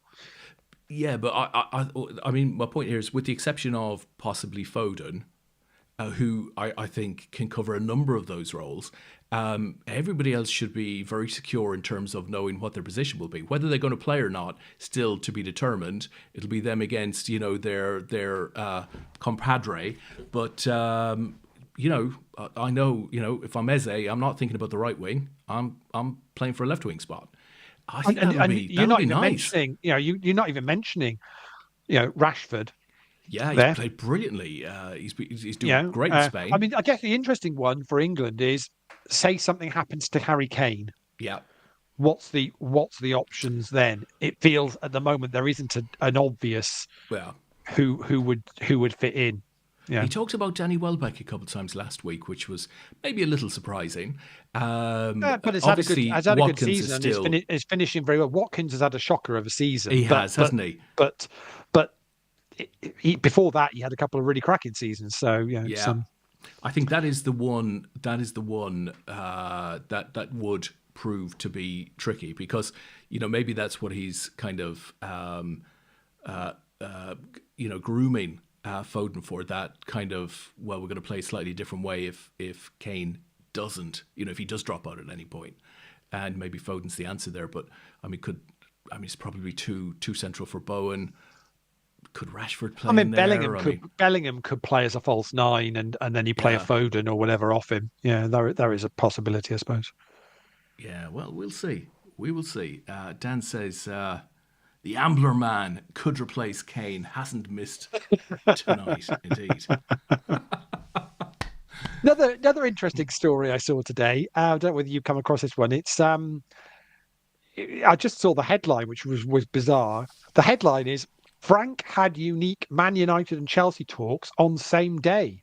Did you? I don't know whether you did see it. I didn't read it. I laughed a bit. I threw up a little in my mouth and then moved on to the next article. Thomas Frank has got a book coming out. Because obviously, perfect time. Why wouldn't you? Christmas. And apparently, filler. Yeah, and apparently in this book, he openly talks about having a chat with Sir Jim and a Chelsea representative back in May 2024 about potentially both jobs, before staying at Brentford for another year and then ending up at Tottenham. Wow. Just why on earth, you're Tottenham manager at the moment, why on earth would you be releasing a book? It's very strange. Just why do it? You don't need to do it. You've got you've got a good salary. You're doing, just write that sort of stuff. Somewhere down the line. It seems a very strange thing to be releasing, and it's been picked up. He was doing an interview for some TV company somewhere, and it's been picked up as a bit of a story. But very very random. But it's openly selling. But it also feels disrespectful to the. So if he did have a chat with Sir Jim Ratcliffe when they were umming and ahhing what to do with Ten Hag, May last year, it feels a bit disrespectful to you don't need to. That was a private meeting. Why would what benefit is there to put that out there and say, I had that chat? Seems a very strange thing to do. Does seem remarkable. Badly advised, but yeah. Right then, we are still 10 out. I think this is just tightened up because we're close to the money and everything as well at the moment. Stack-wise, average stack is now 120,000, which means we're still playing sort of 40 bigs as an average stack here at the moment. And the short stack is now going to be, it's the guy moaning in the chat. It is Bjorn Heiderstrom.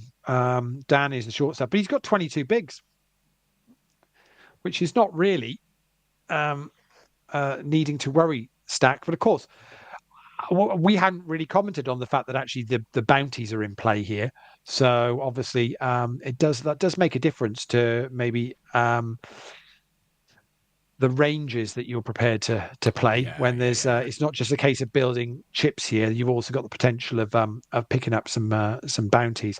Everybody in the final 10 has got um, some bounty money, but actually the Ambler man, who Dan had commented on, can't miss tonight. Well, he's actually only picked up one bounty so far, so he's got £6.88.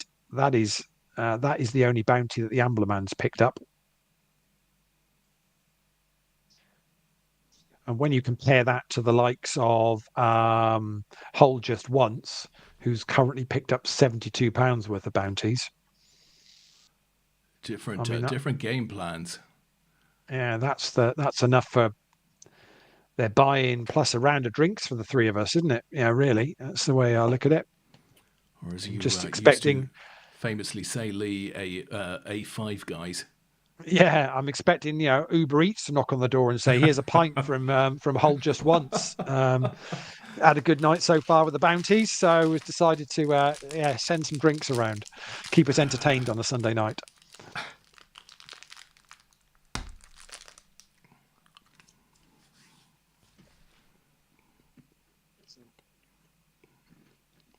A couple of hands brewing. First of all, on this table, the other one looks like it's going to check down actually, so it's Draw Indeed and Colin. It does. Forking Hell is all in 24 bigs on a 10 Jack 4 board. Got to get through Hold Just Once and Pairs 27. That wasn't too difficult, was it? Does so easily enough. So yeah, it's MRG and Pairs are our joint chip lead. We'll give them joint chip leader credentials because they're only about 2,000 chips difference between each at the moment. They've got 220 odd thousand each at the moment.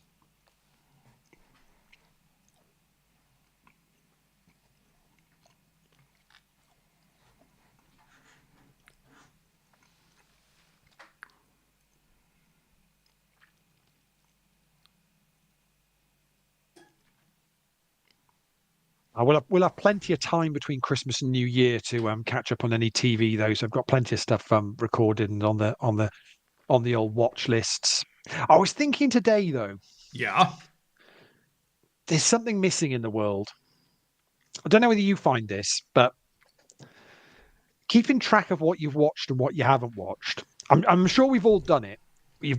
I'll find something to watch and you see something and you go, oh yeah, that looks all right. Oh, I Yeah, can't believe yeah, I've yeah. not seen that before. And you start watching about 10 minutes and you go, what, I've watched this. Definitely watched this before. And of course, because what happens is TV series. I've got all in a call. It's 7-9 against the Ace Jack of it's Amblerman and Bjorn Heiderstrom, and Can't miss. Always missed. and Bjorn Rivers the straight. Dan, you're gonna Shameful. have to Shameful. you're gonna have to retract the comment. I think. Yeah, double up for Bjorn through the Amblerman. Yeah, but it's we've all probably done it where you start watching something and oh yeah, and then you go, oh no, I've seen this before. And what happens is because stuff it moves between platforms, doesn't it? So something you might have been on, ITV or BBC, and then Netflix will buy it and add it onto there, or Prime will buy it, and sometimes you can get a series that mid seasons moves from one to another. And the Blacklist was one which used to do that a lot. It used to jump all over the place. There's about 10 seasons of that. So, but it wouldn't. How is there nobody come up with some way of you being able to just right? This is all the stuff that platforms I watch stuff on, and therefore it can track what I've watched when I've watched it. So I know. Obviously, you say individual platforms, you keep a track of it, and I know IMDb. Yeah, I use IMDb. Has got a thing. Yeah, has got a thing where you can kind of you can rate things, but unless you've got to physically go in and log it yourself to say that you've watched it. I do that. Look, it's on the homepage. It's frustrating. It's way up there. Okay. As something I use all the time. But it is. I'm amazed no one's come up with some better way of tracking stuff that you've watched when you watch, and also then being able to give you recommendations of stuff. Going, well, you've watched that and like that, so you'll probably because let's say the algorithms is all aimed at individual platforms. But actually, just you want a bit more of a truthful. Yeah. Yeah, that will be good, and that you'll if you like that, then you will like this, kind of thing, rather than just fitting you in with whatever works for them. Because you can see some trailers for some stuff, and literally the minute of the trailer is the best minute of the film. That's quite a regular Yeah. a regular thing. I kind of have an inbuilt thing whereby I'll give something 10 minutes, and it needs to kind Yeah, of yeah. grab me, or I need to see something that's quality that makes me, yeah, okay, I'm invested now. If I don't see something in the first 10 minutes, I can easily drop a thing. And as you One quite good rightly said, thing, we'll yeah, watch it again at some point in future. one good thing Netflix have, I think they've only recently introduced, but the ability to, if you start watching something and then it's on your continue watching Yeah, list, you've got the option now to go into that and remove it from the continue watching list. yeah, I've seen that. Yeah, Yeah, yeah, which I think is a yeah, fairly new, a new thing. You can go into your history and remove yeah. it that way, but that's a bit That's a cumbersome to pain do. in But the ass. yeah, Yeah, but they have now just gone. Yes, okay, you've started watching something, and yeah, I don't really, just it's not wasn't what I wanted to watch, so yeah. you can just remove that now. And I'm never not surprised at how far behind Sky's app seems to be for just super basic UX on, I'm partway through this thing, or I want to save it, or I want to put it in a place, or even I want to delete it. I want to delete 17 episodes in a series. I gotta go through each one. It's like, or it's just, Wow. it's all just painful. Sky's very Netflix, very good UX, albeit they have recently changed the look and feel of their home. Yeah, it's all moved. It's all moved all over the What place. is Yeah, that about?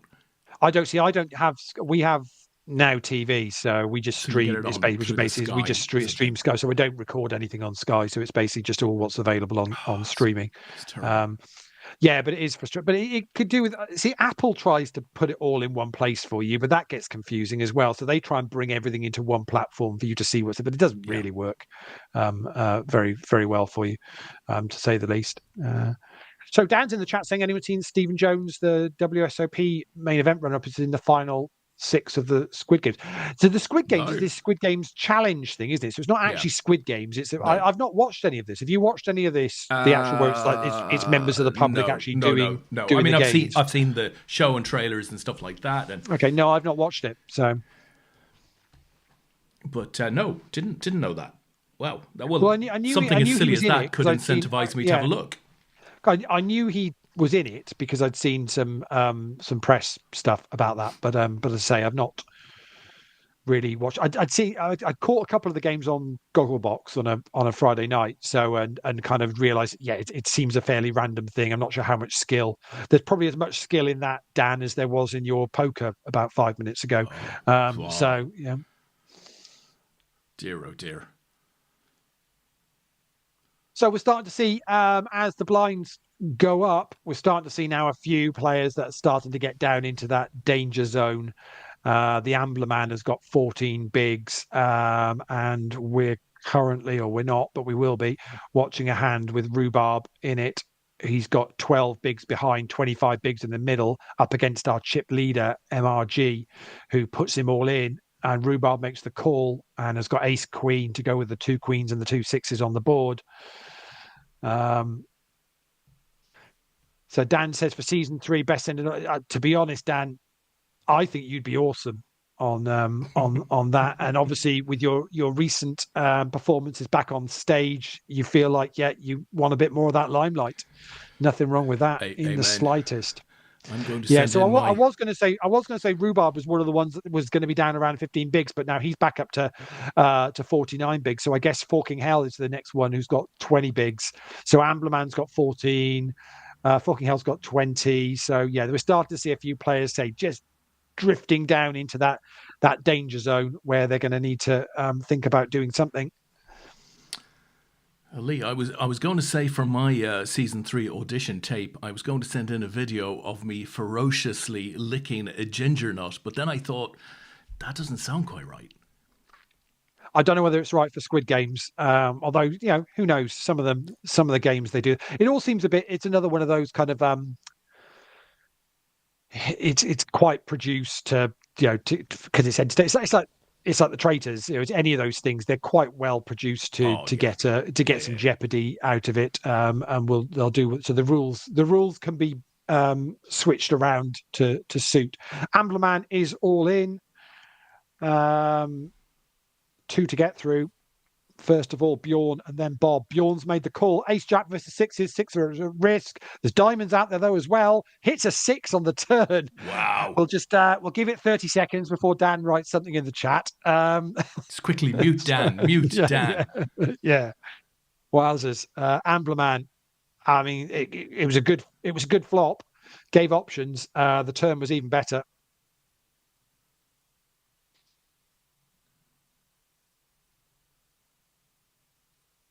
Wow.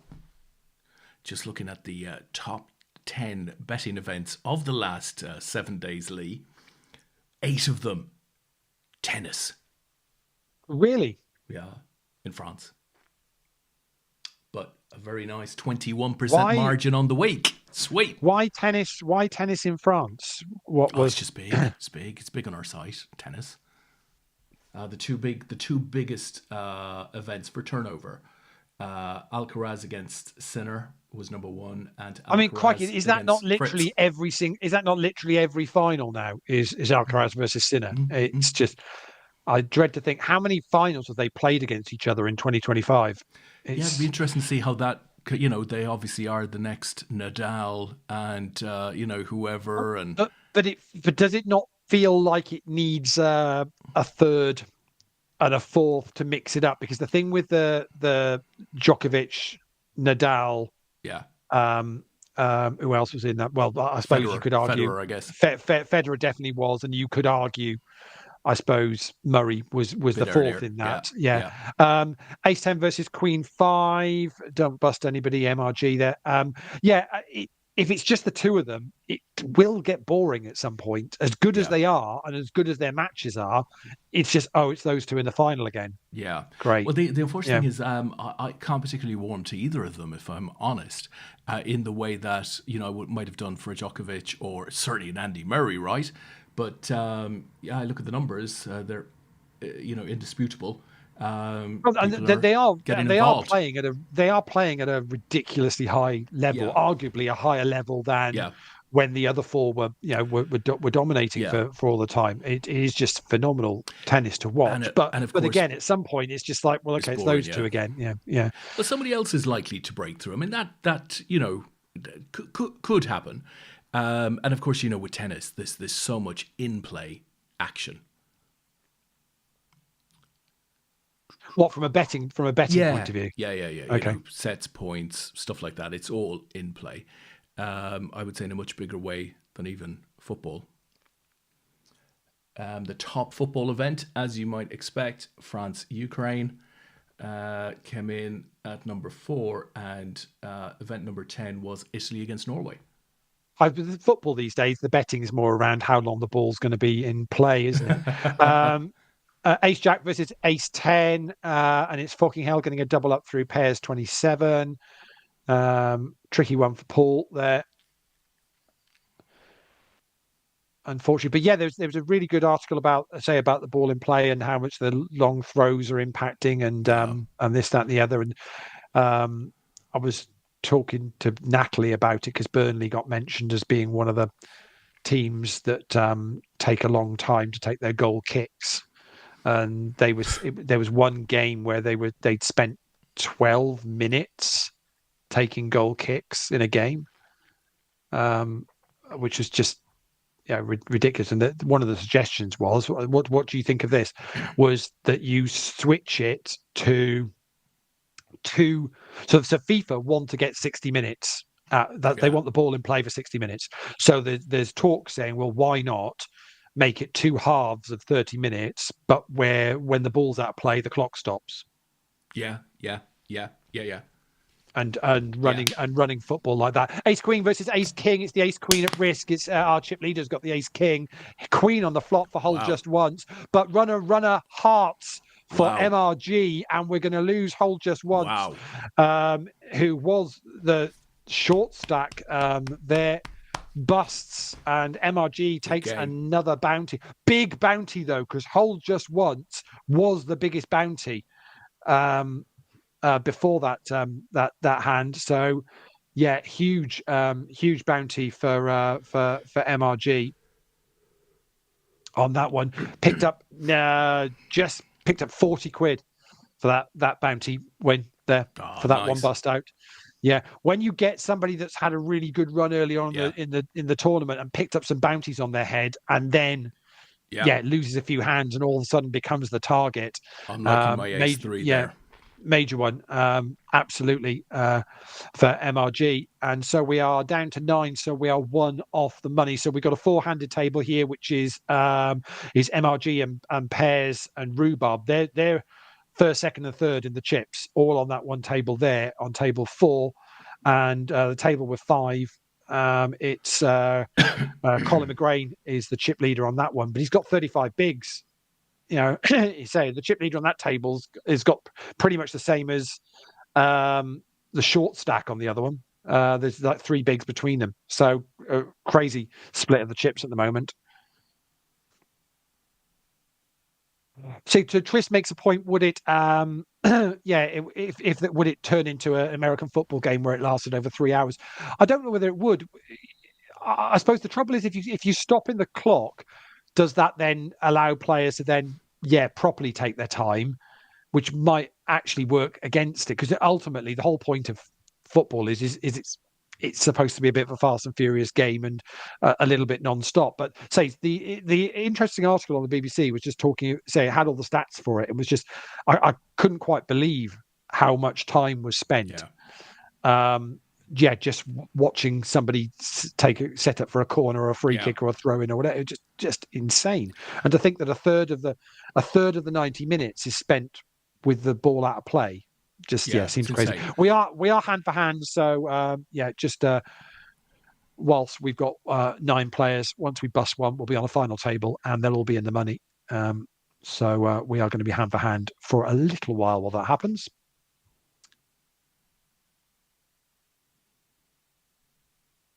No, I do like the sound of that, Leigh. I have to say. I mean, it might be that after a while somebody will find an edge with it, but ball in play, 60 minutes makes perfect sense. Very quickly, goalkeepers and everybody else will just start cracking on with stuff. No advantage to slowing things down. Well, that's the thing. Is it a case that teams are slowing it down? Oh, I think so. Or is it just a case that it is just they're just taking, they're not really thinking about it? I mean, no, I think partially. Why do it from the start? Do you really want to? If you slowing it down means you can get the ball, maybe instead of it being in play for 65 minutes, it's in play for 55 minutes. Is that to your advantage? It's only to your advantage if you're playing a much better team than you, and you therefore don't want them to have as much chance with the ball in play. But it seems a strange way to go about playing it. But maybe it's the fine margins in football that, as a fan, you don't necessarily think of. Yeah, but there are lots of obvious delays, like injuries, and it might be that your team is ahead and you're trying to delay and just run the clock down. I mean, it's pretty visible, I think. But it does seem crazy that we're starting to add on, 7, 8, 9, 10 minutes, 12 minutes of play at the end of a game. It seems unnecessary, and that doesn't seem to have any logic to it at times as well. It's a very weird one. My daughter's playing in a league and having a lot of fun with it. She's only 11. We had a game 3 or 4 weeks ago where the referee added on 10 minutes in the first half and 8 minutes in the second half. What? 30-minute. These are 30-minute halves. So a 10-minute add in the first half is the equivalent of having a 60-minute half in a senior game of football. Like your 45 minutes would go up. You're adding a third, right? A 45-minute game would go up to 60. And there was holy hell. I mean, there was holy hell at the end. There was holy hell to play. What the hell is the referee doing? Is that the referee's just watching games on a weekend and going, that's how I need to do today it? Today we had a young woman refereeing who was obviously, she's on her journey and she was brilliant. Actually, remarkably, she finished the second half with 1:20 to go. So I don't know how the hell she made that mistake today. But an excellent referee. You can tell she keeps the game moving. It's all great. But a number of the referees at that level, of course, they're volunteers, right? Yeah, And, yeah. they're watching football on telly, and he's added on 10 minutes in the first half because It's few players have gone ridiculous. down, the ball's been out of play. It's absolutely ludicrous.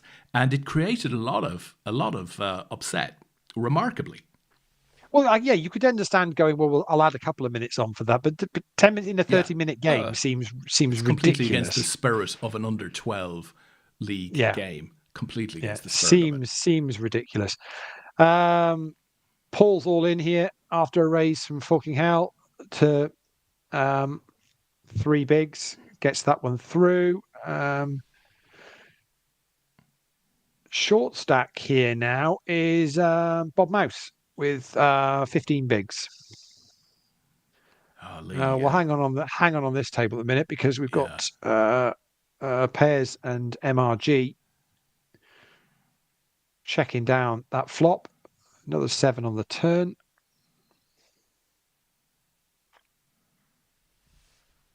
Bet from Pairs. Nothing going on the other table, and MRG lets that one go. They're still first and second in the chips, but MRG has got a big chip lead, 320,000 against Paul's 180,000. So on the football clock discussion, Leigh Triplin is saying, I guess with the clock in football, it could turn into American football style clocks lasting over 3 hours. It's a good point. I don't think that would be allowed to happen, but it's a good point. He goes on to say that I said VAR would make sense, and look what look what happened there, which is a fair point. Also, Sai says it would stop the annoyance of 6 minutes injury time ending up being 10, which is kind of really what this is all about. And is he now Danger Mouse? I must admit, I missed the reference there. Are we talking Bob Mouse? Bob Mouse. Danger Mouse? Yeah, is Bob Mouse in Danger Mouse because he's a short stack? Absolutely. Yeah. Absolutely. Yeah. That's 2 weeks in a row he's trying to just make quippy jokes. What the hell's happening to the Oracle? Oh, he's late on a Sunday night. Just he kind of pops into us now, doesn't he? It's like we're his late boozer.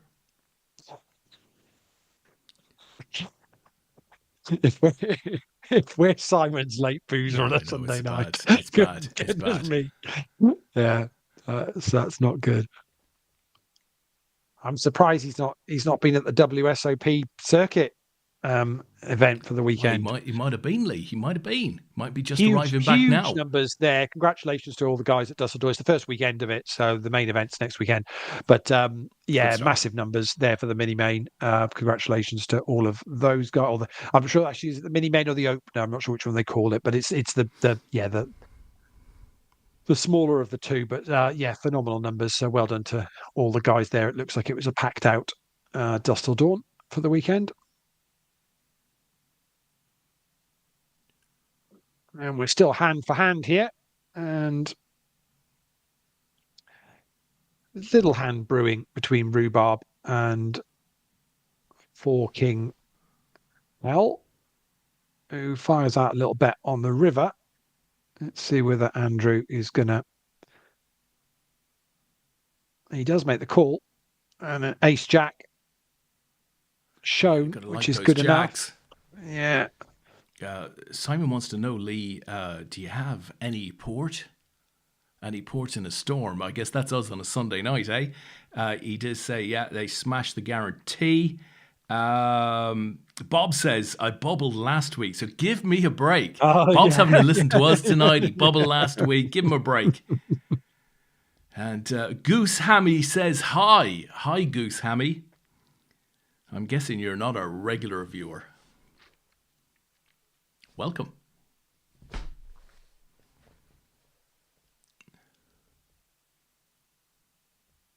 Well, it's quite they absolutely said they did smash the guarantee. I think the guarantee for the mini main was 150,000, and they did 300,000. So they absolutely annihilated it, making over 46 grand up top for the winner for what was a £300 comp, which is just incredibly good. Over 1,200 runners for that mini main. Amazing. Do we know So for King, Lee? let's hope they get there with the the main one. event next week as well. The million guaranteed. Anyone who's watched the show. I'm not a fan of anyone missing guarantees. I don't think it's good for the game.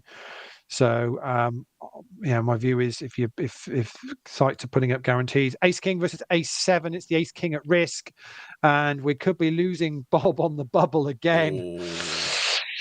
We are. Unfortunately, Ace King. The Ambler man has got there with the Ace 7, and we have our final table. And unfortunately, 2 weeks in a row for Bob. Unlucky, sir. He is bubbling, which means we have our 8 in the money. They've all locked up a minimum cash of £25 plus their bounties. So well done to them. Everybody's got bounties already locked up as well. So we'll see whether now it loosens up a little bit. But the trouble is that actually average stack is still 150,000 and blinds are 2k, 4k. So they're still playing sort of 40 bigs. But let's see whether now they've locked up the money and a little bit of bounty, whether they decide to just start going crazy. There are bounties up for grabs now. Every single exit is going to be a tasty bit of extra cash for them because they've all added a little bit to their own heads in the last couple of hours. And unlucky to Bob, he did pick up £20.64 of bounties for bubbling though. So actually, it's a bubble with a little bit of cash, Des. It's not completely going home with your bus fare home and nothing else. Doing the old bully does it. Sorry, Lee. Yeah, that's back on a Sunday night now. Did you know that? Bullseye is back. Bullseye is back. Yeah. With nothing in this game for two in a bed, Lee. Yeah, I didn't. I think they did. I thought they did it as a one-off or something for one of the. Is it Freddie Flintoff? Did I? Yeah, it is. Yeah, it is. Yeah.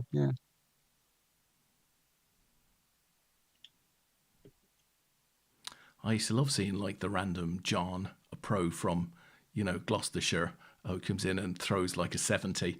Oh, £70 for your chosen charity, John. Who are they? That's still on like Challenge TV or something. Is it really? Friday night, yeah. So if you sort of 10 o'clock, 11 o'clock on a Friday night, or actually it might be even a Sunday. I think Jen used to watch them when I was doing one of the streams. So maybe it's a Sunday night when we're doing a stream, and flicking through Challenge TV and finds old Bullseyes from 1982 or something. Yeah, it's. I just tune in for the prizes on that prize board. Yeah. It's got to be one of those newfangled tape recording machines. Yeah. Simon says it's a dreadful remake. Is it really that bad? Is it? I suppose it can't ever be. It can't ever be like it. Yeah, the old game shows and quiz shows of days. Yeah, days gone past. Bob's not happy. He's not happy, Lee. He's out there. He's not happy. Bah humbug. Unlucky Bob.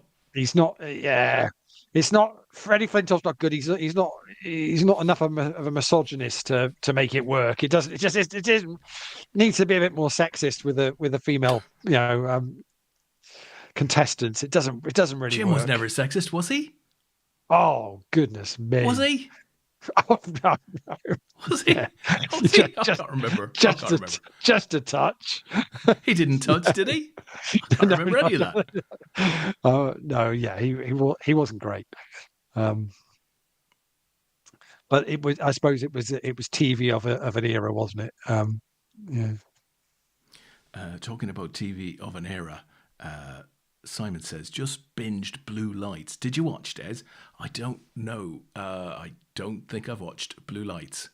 So Simon. Blue Lights is the one I recommended a few weeks ago, which is it's on BBC and it's the police series set in Northern Ireland. Oh right. So I saw that a couple of years back. I want to say maybe 2 years ago.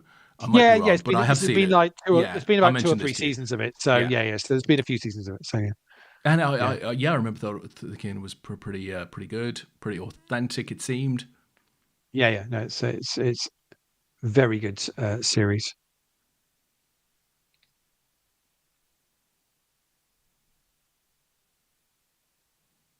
and plays quite nicely. Those kind of things I think always play quite nicely with a better understanding of actually what still goes on in the country with with religion and a kind of a, a split in the country, even though it's kind of there's not as much violence and as there would have been in times gone by. It still is it still has its own issues and the past, which doesn't go away.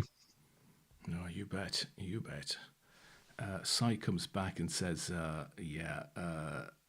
Best Jim one was he asked contestants what they did. They said being made redundant. He goes, smash in, super. Oh dear. Oh dear. Yeah, so Simon was watching season 3. So yeah, this is well written, which is yeah, I would agree. Absolutely, absolutely loved it. See, I was expecting us to hit this final table and it kind of go a little bit crazy, but actually, nobody's got less than 20 bigs, and there's what 1, 2, 3, 4, 5 of them that are somewhere between 20 and 30. So yeah, it's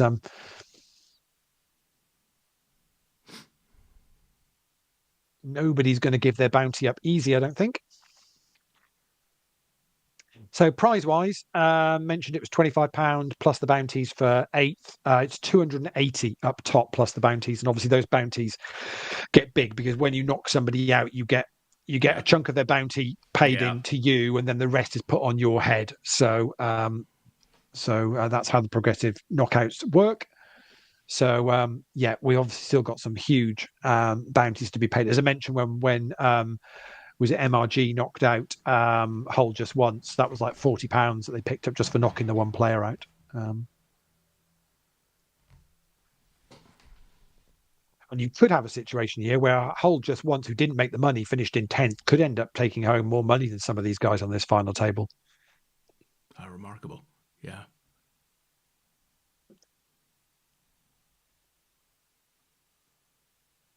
Yeah, and as Trish says, when the couple from London won a speedboat, I mean, you could use a speedboat down the Thames. Don't see what the problem is. Absolutely.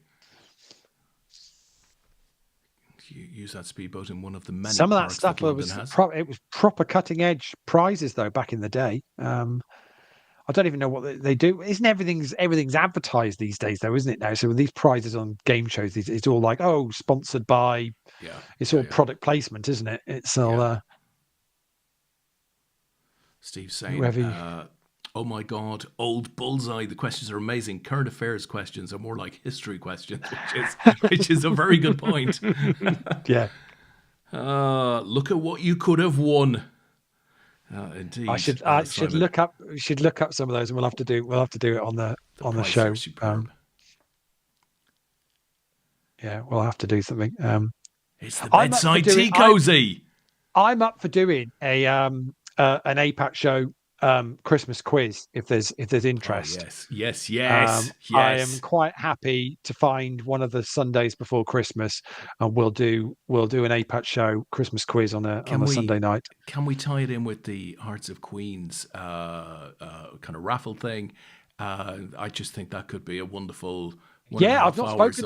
I've not spoken to Natalie about assuming that happens. Well, funny if I say she was on the lock-in and she was talking about it, but I've not actually spoken to her about it. So I'm assuming that she's doing that, and obviously we will offer to help out in any which way we can. But but definitely, I think I'm quite happy to do to do some sort of community Christmas quiz on the APAT show. Brilliant. For a bit of fun, something a bit different. Hey, do you remember the good old days of Turbo Millionaire Leigh? God, we had some fun with that. The dickhead line. Amazing stuff. Trish says, I remember there was always a tease made. Quite right. It was one of the top prizes. Yeah, we've got a tease made in our house. It's called Me. Yeah. Indeed. How have we not lost anybody yet? This is scandalous. We've now got 7 of the 6 of the 8 that are between 20 bigs and 30 bigs. MRG is still chip leading with Rhubarb, with Andrew Jones second in chips now. Paul's lost a few. He was in the top 2 for a little while. He's now in 4th. And the Ambler man, Bjorn Heiderstrom's nemesis for tonight, is currently third in chips now. But say it's not a huge amount between third and 8th. Nothing between them.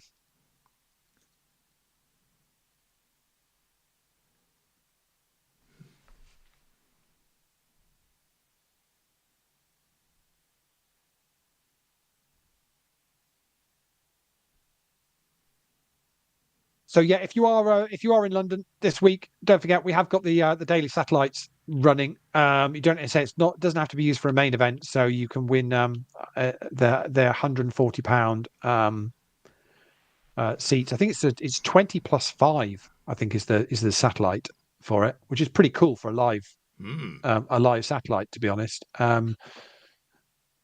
So if you're about on the, I think Wednesday, Thursday, and actually, no, I think they're running on Monday and Tuesday as well. Actually, we don't get there till say start to the Wednesday, but I think they're running on the Monday and the Tuesday as well. Aces versus 10-3. Bjorn with the aces and got pretty much well paid on that against MRG, who was our chip leader and still is, but it's a lot closer now. After that one, yeah. So if you're about London this week during the day and want to go and play a live satellite, I'd imagine 1 o'clock on during the day they'll have interest, because the card room. It's a great thing about Stratford is it's there's always somebody in there playing poker. I don't think there's ever a point in any of the 24 hours in any of the 7 days of the week where there's not somebody in there playing poker. Great venue, and obviously loads to do around that. And we're getting into that kind of Christmas time where if you're in and around London this time of year, it's always a nice place to be.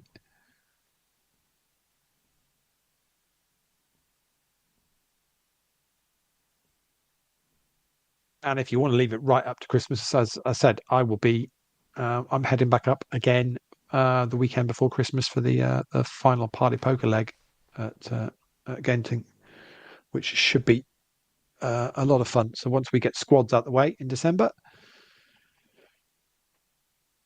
back home for a week, and then back up to London for a party poker tour.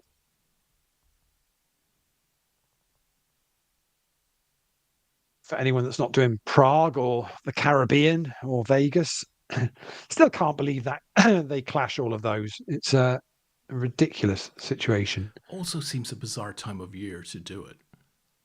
Yeah. Colin all in, which is just shy of a pot-sized bet on a 10 King 9, up against, who is that going to be? I think it'll be 4. No, it's not 4 King. Trying to think who I'm not seeing there. Is it? It's not drawing deed either. Rhubarb. It's Andrew, who's made the call. Still got MRG in the hand as well on the right hand side.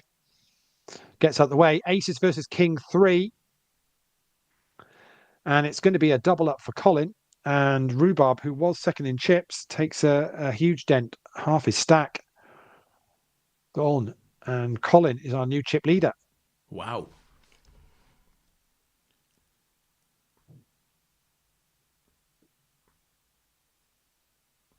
Nobody wants to leave this final table, Des. They're all quite happy. It seems that way, Lee. They obviously didn't get the email from our union rep. 10 minutes to midnight, I think is what he said. If you could, down tools. I've got a client board meeting in AGM first thing tomorrow morning. So if we could possibly, that sounds absolutely brutal. But that's what Mondays were made for, though. Yeah, absolutely. It's if we could get this over with soon, that would be great.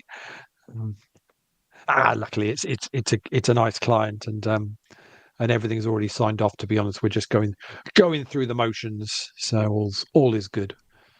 So I don't think there'll be anything too much to worry about. And this will start flying through at some point. Once get a bit of momentum, it's whilst the whole hang on, because you want to just try and say if you can get up So it's £25 for eighth, but you can pick up £80 for fourth, 115 for third, 188 for second. So you don't want to give those chips away too easy and give up your bounties. And there is still a whole load of money up for grabs on the table itself. And Paul says clearly now Max time banking every decision. Oh God, get the ball in play. Yeah.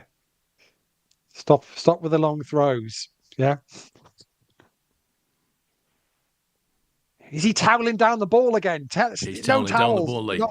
No towels. You're not allowed. Honestly, not having any of that nonsense. But my hands are wet. My hands are wet. Don't care. Rhubarb is all in. This is more like it. Come on. Dial up the aggro, folks. It's really difficult when they say it's so level with chips. I mean, Paul's back up to third in chips, and he's not even been playing a hand. I mean, he's not done anything. It's how easily it can just it can move, move around here. We've now got three players now under 20 bigs. So the Ambler Man, Forking Hell, and Drawing Deed. I'm assuming Drawing Deed is Scottish. Well, it could be. I mean, If you say yeah. Drawing Deed. Drawing Deed. All right. Yeah. Deed. So I'm assuming they're Scottish, but well, they're up against pairs 27, 10 bigs in the middle. Drawing D's got 12 behind. Paul's playing 31 on an 8-3-7-6-4. Oh, for a 9-5. Or even a 10-9. Oh, Paul bets out, and Drawing Deed was Deed.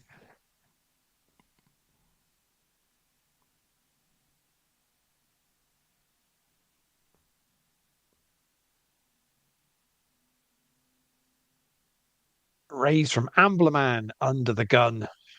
2.5 bigs. Out of their 15 big stack. Get a caller from MRG, who was the chip leader for a long, long time, huge chip leader, and then it's just had a couple of hands go against them, but still very much in the mix, and still our largest bounty winner so far, with nearly £90 worth of bounties already locked up, and wins that one with the deuce on the river.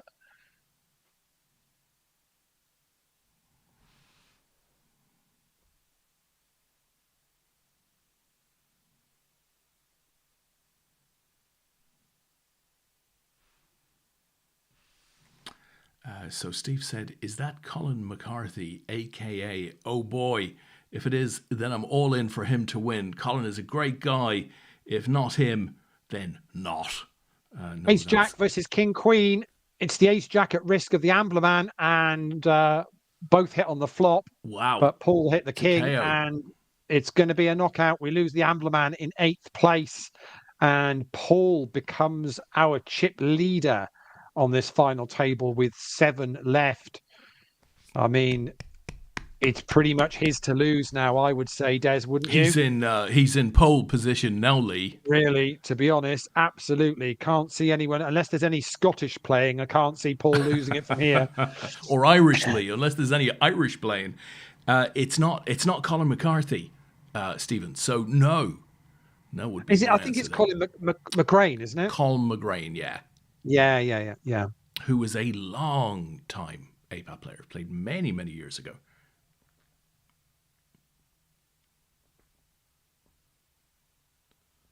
And he may have had a beer or two today, as many an Irish man and woman has had.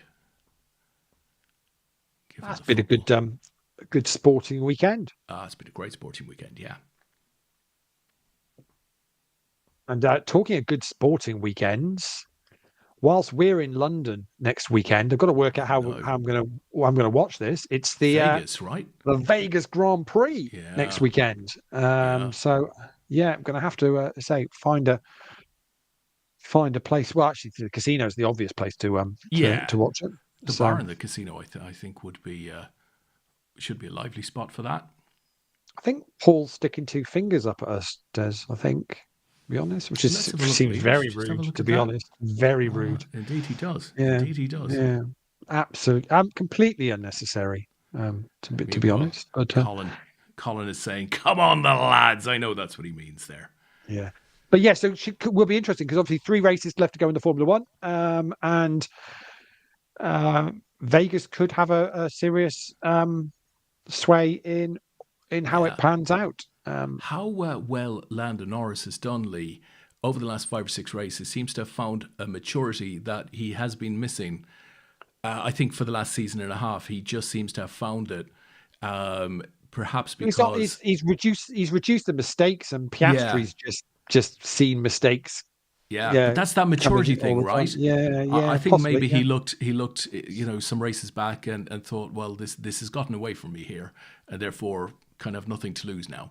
Well, whatever he's found, he has been pretty magnificent over the last few weeks. Yeah, no, absolutely. Blinds are starting to take their toll here. Drawing Deed is down to 7 bigs, and we've got Rhubarb and Four King currently playing out this one. They both got about 18 bigs behind, with only 3 in the middle because they're checking this all the way down. So there's only 2.5 bigs in the middle here. They've checked it all the way right down. Literally, Jack 8 versus Jack 4. No one wanted to play, and they split it. But yeah, so they've got like 17 and 18 bigs each. Now Bjorn, hiders from top of your screen, has got 22.5.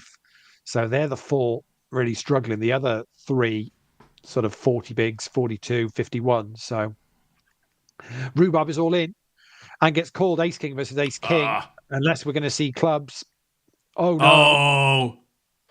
Oh. That would have been the dirtiest way to have got there, Filthy, but filthy. as is right, they chop it up and we move on to the next hand because nobody wants to see. I still haven't recovered from the time Stu Ward did that to me in Luton. Honestly, painful experience.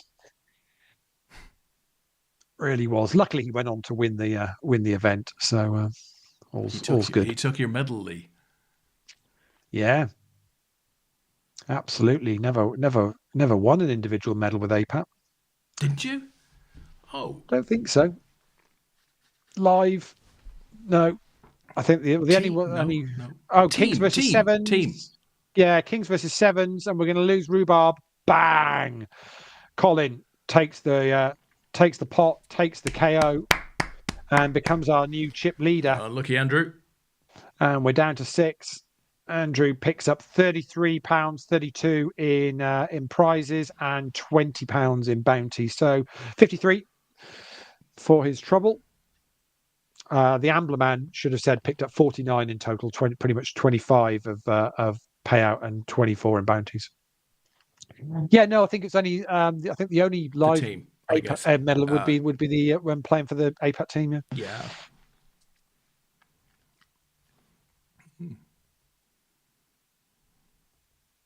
Well, it would have. I had a fair few cashes. I think I've cashed in.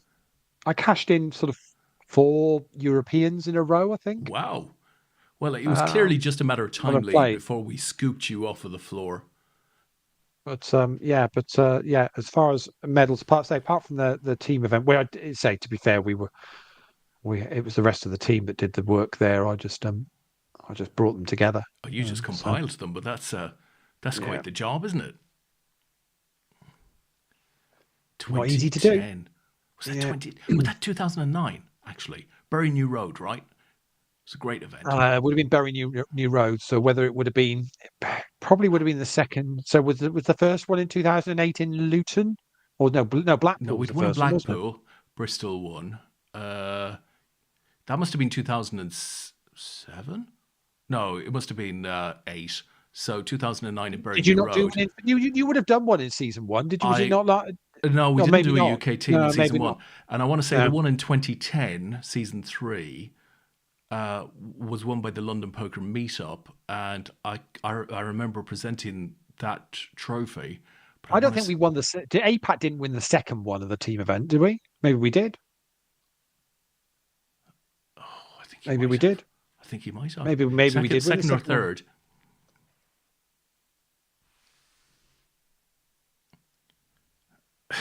So Tristan asking for cash on. Yeah, no. So I cashed in my first 3 Europeans, and then I didn't play one for ages, and then I played in Belgium and cashed in that as well. So yeah, I'm sure it's either 3 or 4. So pretty much, I think every European I've played in, I every Europeans I've played in the cash. A6 versus the Queens. Queens are at risk, and it's a double up for drawing deed.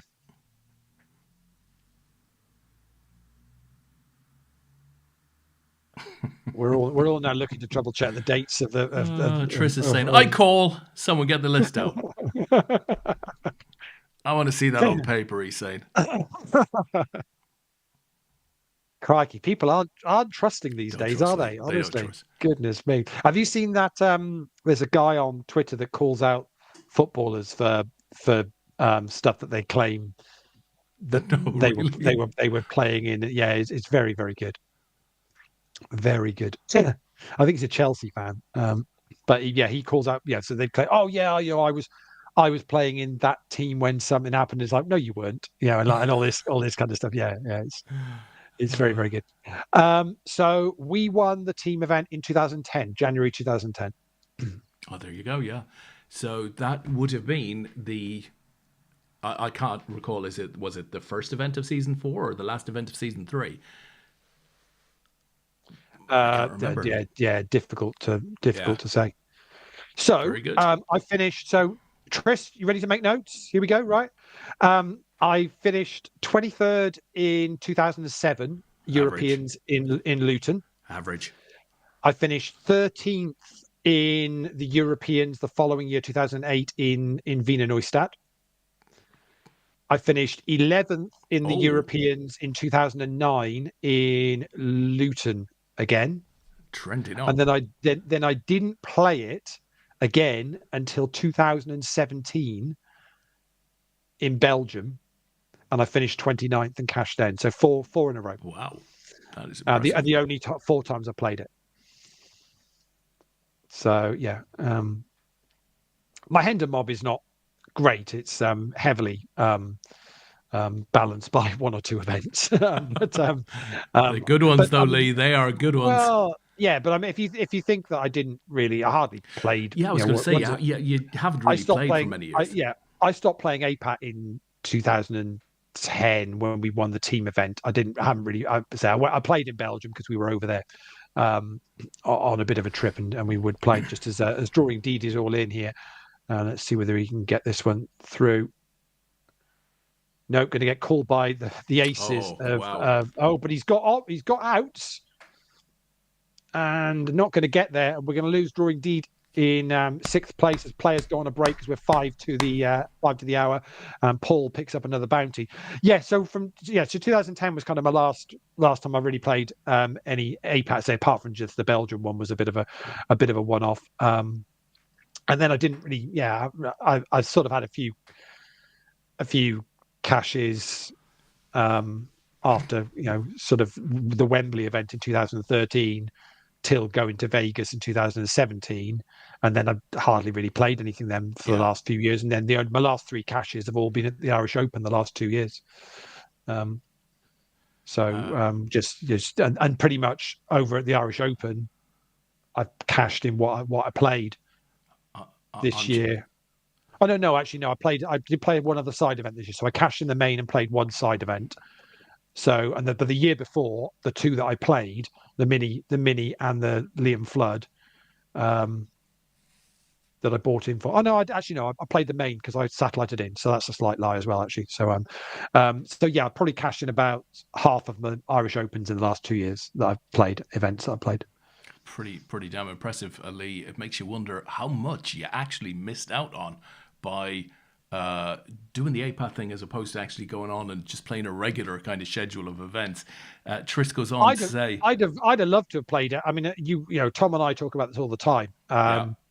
APAT you'd have just sat there and played all of them if you could, because it's such a great little community well, series. It's the people, to be honest. Yeah. It's just people that it's just great fun people to play with. Yeah. So. Trish says, "Sigh, I miss so much. Only starting in 2014, I did, but you've been a huge addition, Trish. Since then, it's still 11 years, going on 12."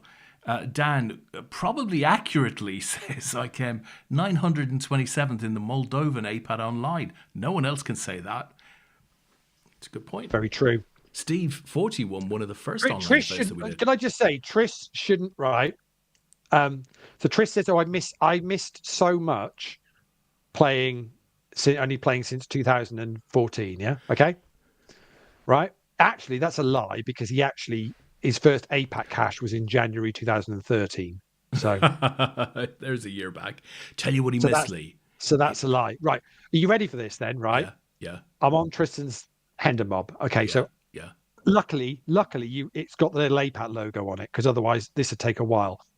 1, 2, 3, 4, 5, 6, 7, 8, 9, 10, 11, 12, 13, 14, 15, 16, 17, 18, 19, 20, 21, 22, 23, 24, 25, 26, 27, 28, 29 APAT caches. Oh, well played, sir. Since 2013. And that's before you look at all the other bits he's got in there. Twist has cashed at the Party Poker Tour, UK IPT, the EAPT.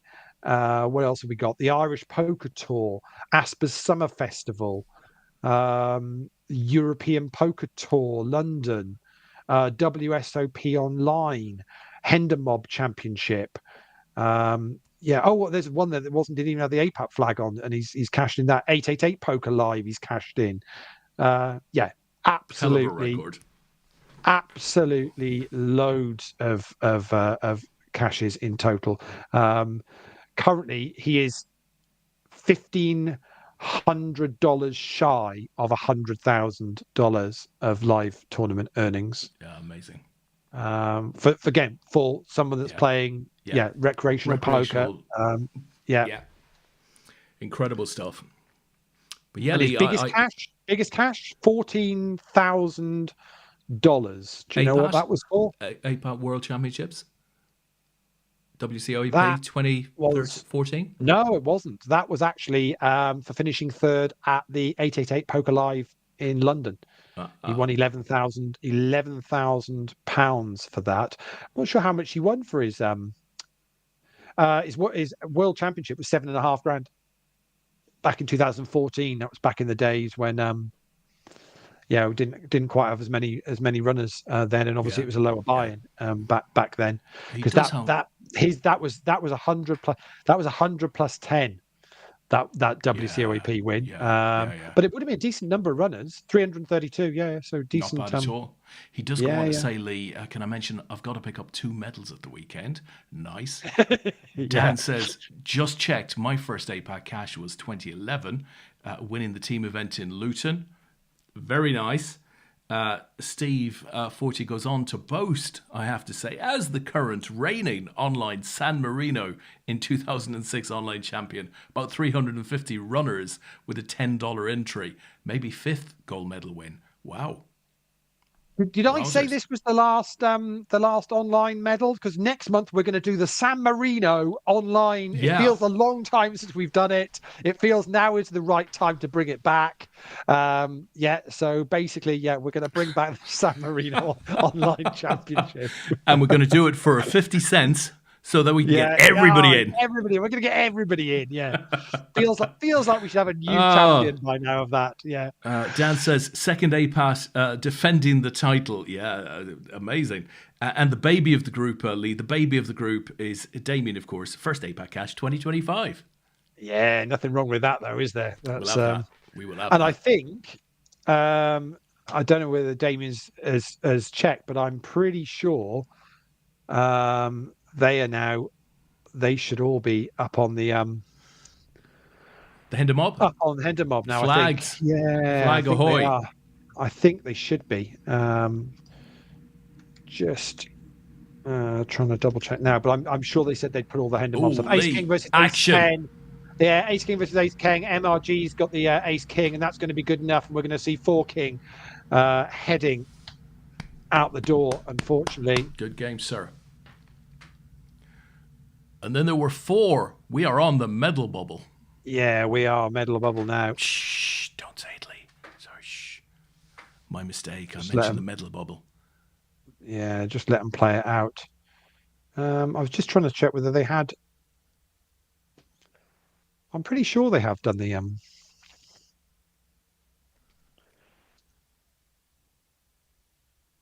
the Malta results. I thought they were all posted up. Tris wants to know, it's the biggest egotistical question, he says, is who has the most medals? Obviously, that's Tom Brady. Yeah. Will never be overtaken. Technically, it's Katrina. But yeah. I was just thinking, Steve Fortie's own. Steve Malta's updated. Steve's only got 3 caches on the Hendon Mob, and they're all in Malta. He's got a thing about Malta, isn't he? Yeah, absolutely. Tris is saying here, Austin, the one and only Dan Austin, told me once he got 26 medals. 26 medals. I don't believe 26. It. Has he intercepted a carton delivery? Been buying them off eBay, I reckon. Yeah. Absolutely. What do you think, truth or horse shit? Well, that's brutal. That's a brutal set of options you've given us there. Could be. I hadn't realised how many of the those cashing in the APAT event in Malta are from the UK. That's insane. Yeah. It's a ridiculously high number. It really is. I'm not thinking about that now, Lee. I'm just thinking, can we buy some of those medals back from Dan at like a discount? Yeah, probably. Yeah.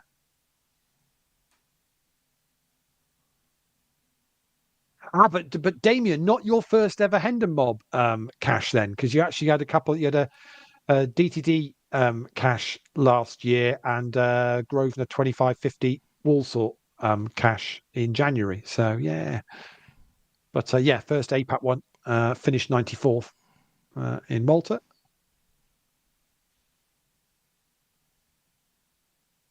So Bjorn is the short stack here of the 4 remaining. Not huge in it though, because he's got 20 bigs. So the guys have now locked up 80 pounds plus whatever bounties that they've got. MRG is now up over 100 pounds in bounties. Next is Pairs 27 with 56 pounds. Then it's Colin with 40, and Bjorn short stack at the table, short stack in the bounty hunting as well. Only got £13.75 in bounties, but with the £80 already locked up for 4th, Bjorn is clearly going to be in profit for tonight's poker escapade. I don't think Dan has got 26. To be fair, he might have a lot of online medals. I would think. quite possibly. Yeah. That is quite possible. Because Dan was playing on PokerStars in season 1. So yeah, a lot of years. Yeah, and Dan is rather proficient at the of the old online. Oh yes. Side of the poker, which I'm pretty sure Dan's World Championship win a few years back. I want to say that was his first live medal. It was certainly his first live gold. Individual, maybe, because he individual. I'm pretty sure. King 10 versus the 8. King 10 at risk. Got some more extra outs, but doesn't get there, and we're going to lose Bjorn Heiderstrom in 4th place. Another KO for MRG. I mean, puts him. He's still 3rd in chips. They're still 3rd in chips, but is just absolutely annihilating the bounties here. So Dan picks up £80 plus 13.75. So about £93 in total for his efforts tonight. Well done indeed. And we have our 3 medalists. Congratulations to Colin, Paul, and MRG. So Lee, MRG could be initial. It could be Mr. G 27. Don't really know. Minimum revenue guarantee. I like that Yeah, one. not quite sure. But so just quickly, chip wise, it's MRG's playing 50 bigs, Pears is playing 50 bigs, and Colin's got 67. So not a huge amount between them. And we're playing currently 3.5K, 7K. So they've got absolute chunks really. So there should be a little bit of poker played here.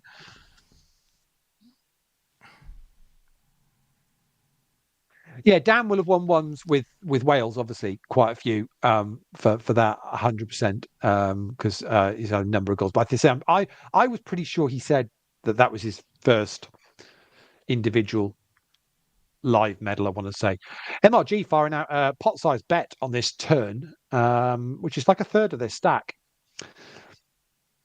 Decision on Paul, top right of your screen.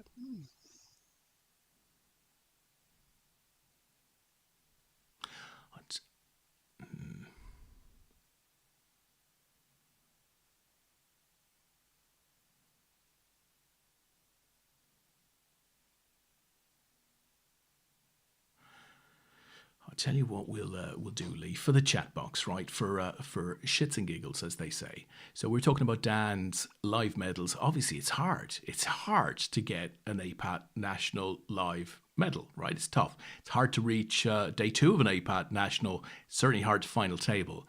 So I'll give you a list of 5 names that have final tabled an APAT and gone on to do big things in the game. And I'll give you a bonus name also. So in the chat box, 5 players who have final tabled an APAT national and gone on to do big things in the game. Who do you think? We'll give you a minute or two to consider that. Don't be going on to the Hendon mob now to consider that and maybe put some thoughts in the chat box. I know you. And just to be clear, could probably name them all, Leigh. I would imagine. Just to be clear, Tom Brady just being at a final table doesn't count. That doesn't count. Although he did go on to big things, so he certainly did. Yeah, but that didn't count. So MRG taking the chip lead now here in this one, but these guys aren't messing about. They're getting involved in hands. And MRG now up to 75 bigs, and Colin down to 47, and Paul's got 36. The names are flying into the chat box, Leigh. Dan says Neil Farrell, Liv Borey. Trish says Neil Farrell. Dan says Steve Jelinek. Trish says Liv Borey. So, yeah, for sure. We'll give you the top 2. So, Neil Farrell, first in the APAT UK team and second in the APAT UK team as an individual. So a gold and a silver. Went on to win the Poker Triple Crown, WSOP, EPT, and WPT. One could say the quad. You were in the middle of a hand, are we, Leigh? No, you're good. You're fine. So I'll shout over you if I need to. Neil made an APAT national level final table, has over $7.4 million in winnings. Liv Borey is number 2. Final table, the APAT Welsh Amateur Championship, won the EPT San Remo for $1.25 million, and she had a huge win fairly recently as well, didn't she? A $2 million win or something like that. So Liv was number 2. Who else have we got? Guy Taylor, can't give you Guy Taylor. Asa McGrath, definitely. I'm not sure we saw those enormous numbers by Asa afterwards. Dominic French is an interesting one. No. I mean, Dominic certainly final tabled in APAT, the WCOEP. Dan set very close to him, beat him heads up in that game, but is not on my short list here. Dan says he lost to an idiot for a bracelet, but wins. The most Hendon mob flags. That's absolutely true. So look, I'll give you the other 3, or Leigh. Leigh, come on, what's your stab at the other 3? You might already have these guys. Or maybe we've had Neil Farrell and Liv, and you've done Liv.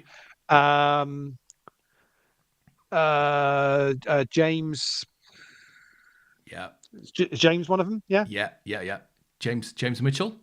James Mitchell. Yeah. Yeah. So James Mitchell, final tabled an APAT national, won the Irish Open for €600,000. And a lot of these victories happened not long after the APAT. I'm not saying APAT had anything to do with it, but from a timing point of view, there wasn't a huge amount of time between them. Who else have you got? Yeah. Give me another 2. Is Roberto on there? Yeah, Roberto Romanello. Final Yeah. table, the APAT Welsh has won EPT and WPT titles, winnings of over $5 million. Final table in APAT National. And I need one more, do I? Yeah, yeah, yeah. It's not the guy. Is it the guy from Vienna? No, so he's again not on my list, but he did final table in APAT, and he went on and won a World Series of Poker bracelet. Yeah, Indeed, I he can't think what his final name is. tabled our last event in Ash, didn't he? A month or Yeah, so it's not ago. not what's his? I can't think what his name is now. Can't remember. Uh, Martin Klaaser. Martin. That's it. Yeah, Klaaser. that's it. Klaaser. Yeah. Classic. That's it. Yeah. Uh, So what? Need one. So one more. So what? So I'll give tell me you. what this. I'll give Tell me you what the one who person's you done. might know, and What? Tell me. one Yeah. is a bonus. What did? So what did? What they gone on to do? Uh, Or tell me well, what they won. the Where they won. notable. Where did they win? Where did they win APAT? One or the other. The APAT final table happened in Nottingham at a WCOAP. It was a horse event, and the notable player went on to be online ranked number one, and had some significant results also. So what early? So early on, played one of the horses. I can't think of that. Would have been. It wasn't Mormon or something like that, was it? You're in that ballpark. It's not Mormon, but you're absolutely in that camp. Yeah, I can't think who it was that played horse early on in the and then went on to. Mr. Brammer. Oh, Chris. Yeah, of course. Yeah, Chris Brammer. yeah. And the bonus, who Steve and anybody who played online with us in season one might get a kick out of, we had a player called Aaron Gustafsson who played with us every week online, won a couple of online medals, and was really high up in the leaderboard. Did an interview for APAT and all of that sort of stuff. Just an ordinary guy. And he went on and added EPT London for £850,000. Aaron Very Gustafsson. nice. Very nice. All indeed. of these people made APAT final tables. So it's like, it's amazing who has played APAT over and we could mention a lot of others. I mean, Steve Jelinek would be one, Adam Owen, lots of other kind of players who, have put their toes into the APAT waters over the years. So Dan Williams, obviously mentioned Adam Owen, Gareth House says Steve. I don't think Steve Warburton. Don't think Warb's ever played. Don't think so. I think actually that's a lie. Steve Warburton did play. He played in season 4 when we ran our pro the pro league series. Yeah, he played a bunch of those. I remember him playing those. That's a good point. Yeah, that's a good point. And who rocked up at Aspers 1 or 2 seasons ago and had won a horse championship or something? Played earlier on the year. So plays our mixed games at Aspers or at Stratford, should I say? And it's you guys. So if Simon's still about, he might know the name of the guy. But again, a bracelet winner and a really nice guy.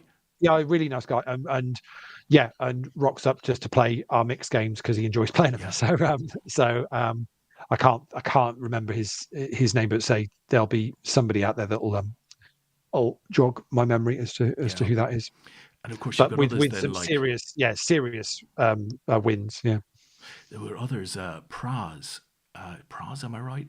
Used to play all of the mixed games, but has had several deep runs in World Series of Poker mixed games. He was a PLO specialist, if I remember correctly. Yeah, absolutely. This is all sort of, say leveled out, not for Paul that hasn't. He's currently the short stack of the 3. The other 2, though, are pretty evens. But MRG and Pairs in a hand at the moment. They're on the blinds. Paul in the small blind, MRG in the big.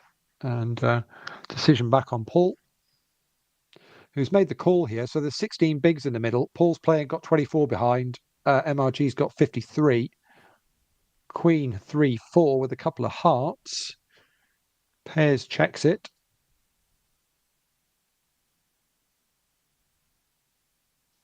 And bet from MRG is 11. Paul's gone all in and gets the call. Pocket 3s for Paul. Ace Queen for MRG. What a hand! What a hand! Wowzers! I mean, top pair versus the set. And Paul gets the double up and takes the chip lead. That's how close this is. The 3 of them left here. Wowzers. Who we had? Oh God, what's his name? Lee MRG is all in and gets that through. Yeah, go on. made the final table of the World Series of Poker main event. What, 2 or 3 years ago? One of your local players, Southampton lad, down in that area. Oh, Toby Lewis. Toby used to post on the forum Oh yeah, no, Toby used to post on the forum. Yeah, and he yeah, yeah. played in the online Back in the National day. League for Southampton, Yeah, yeah, right? yeah, yeah, yeah. Back in the day. Yeah, Good yeah. lad, Toby. good lad. Yeah, yeah, yeah. Really nice guy. Yeah, we were there in the early days. And who knows? Those that are playing APAT now, although it's a different environment these days, isn't it? Those guys that were doing that were learning the game, and there was a group. Certainly in the UK, there was a group of them all together that were kind of growing up together. In the game, and you had the kind of the poker forums, and yeah, very much felt like you were part of a a kind of a community. It's say times have changed a little bit now. Forums aren't so much a thing anymore. Social Yeah, media is more about, and there's a lot more available info about training and strategy and how to play the game. I was on the did the podcast with Chris and Dom a few weeks ago, and that was the thing I was making the point that what's changed so much in the game is 20 years ago when APAT started and we'd have new players turn up.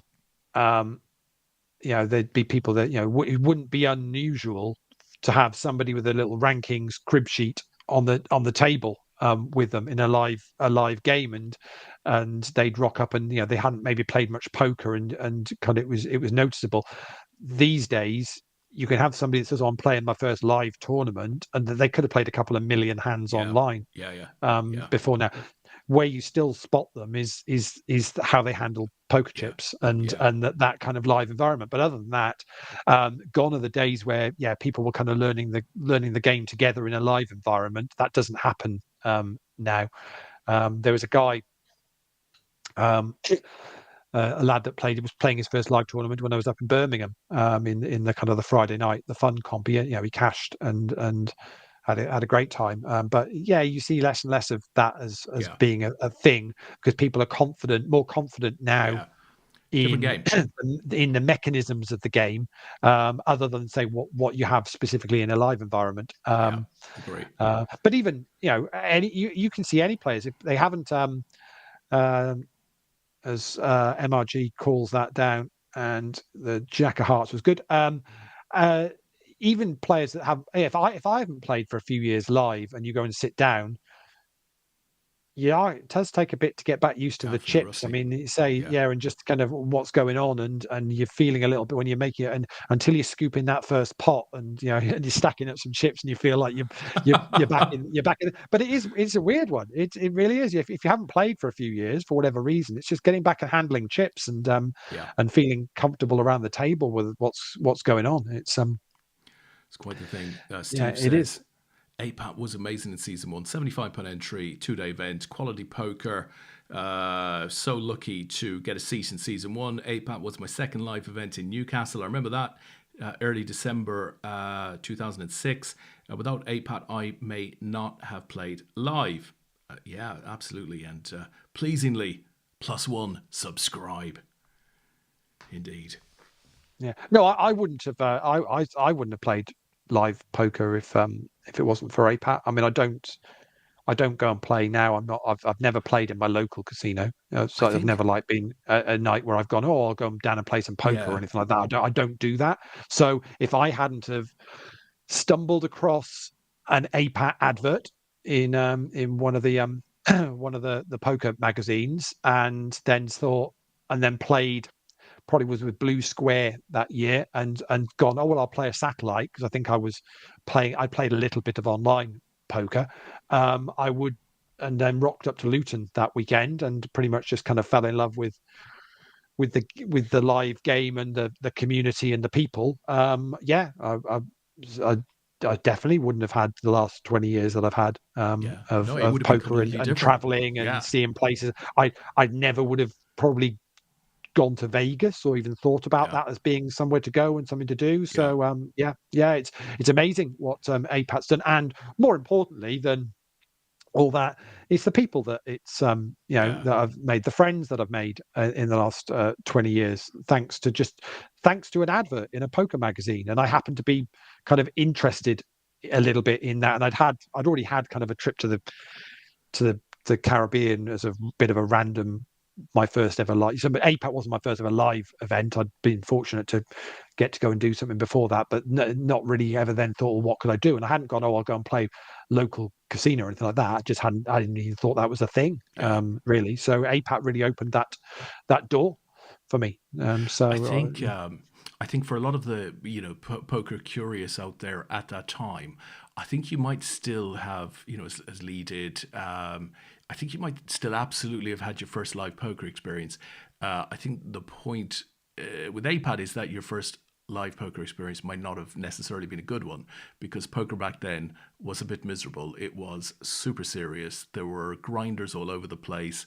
If you played your hand out a turn or made a mistake with your betting or anything like that, people growled at you. It just wasn't a pleasant time to play poker. Generally, it wasn't a great place to learn the game. Whereas I think APAT was a particularly inviting place to come and learn the game, get to know the people. I mean, when you think about it, Lee, through the whole of the first season and maybe the whole of the second season, everybody who exited was given a round of oh, applause, absolutely, which yeah, was yeah, yeah. insane if Well, you consider it. you were made to feel Yeah, welcome. I mean, we we see talked you. about him. We talked about him earlier on, and Jer was on my, on one of my early tables in Luton. Ironside was on. So Alistair Fowler was one of the first on one of my first tables, and then I think I got moved. I'm crikey getting. I got moved tables at Luton, and was like, what's that all about? What's going on here? Because the event I played in the Caribbean, um, I was on the same table, and basically I didn't play a hand. I mean, I didn't have a clue what I was doing, which was nuts when you think about it. It was like a $3,000 buy-in tournament, and that I just won a chance to go and play. Didn't have a clue what I was doing. Wasn't at all prepared for it. I played a warm-up tournament just so I'd played something before, just so I had some sort of idea. Got absolutely schooled by some pro that was just chatting away to me, so I wasn't paying any attention.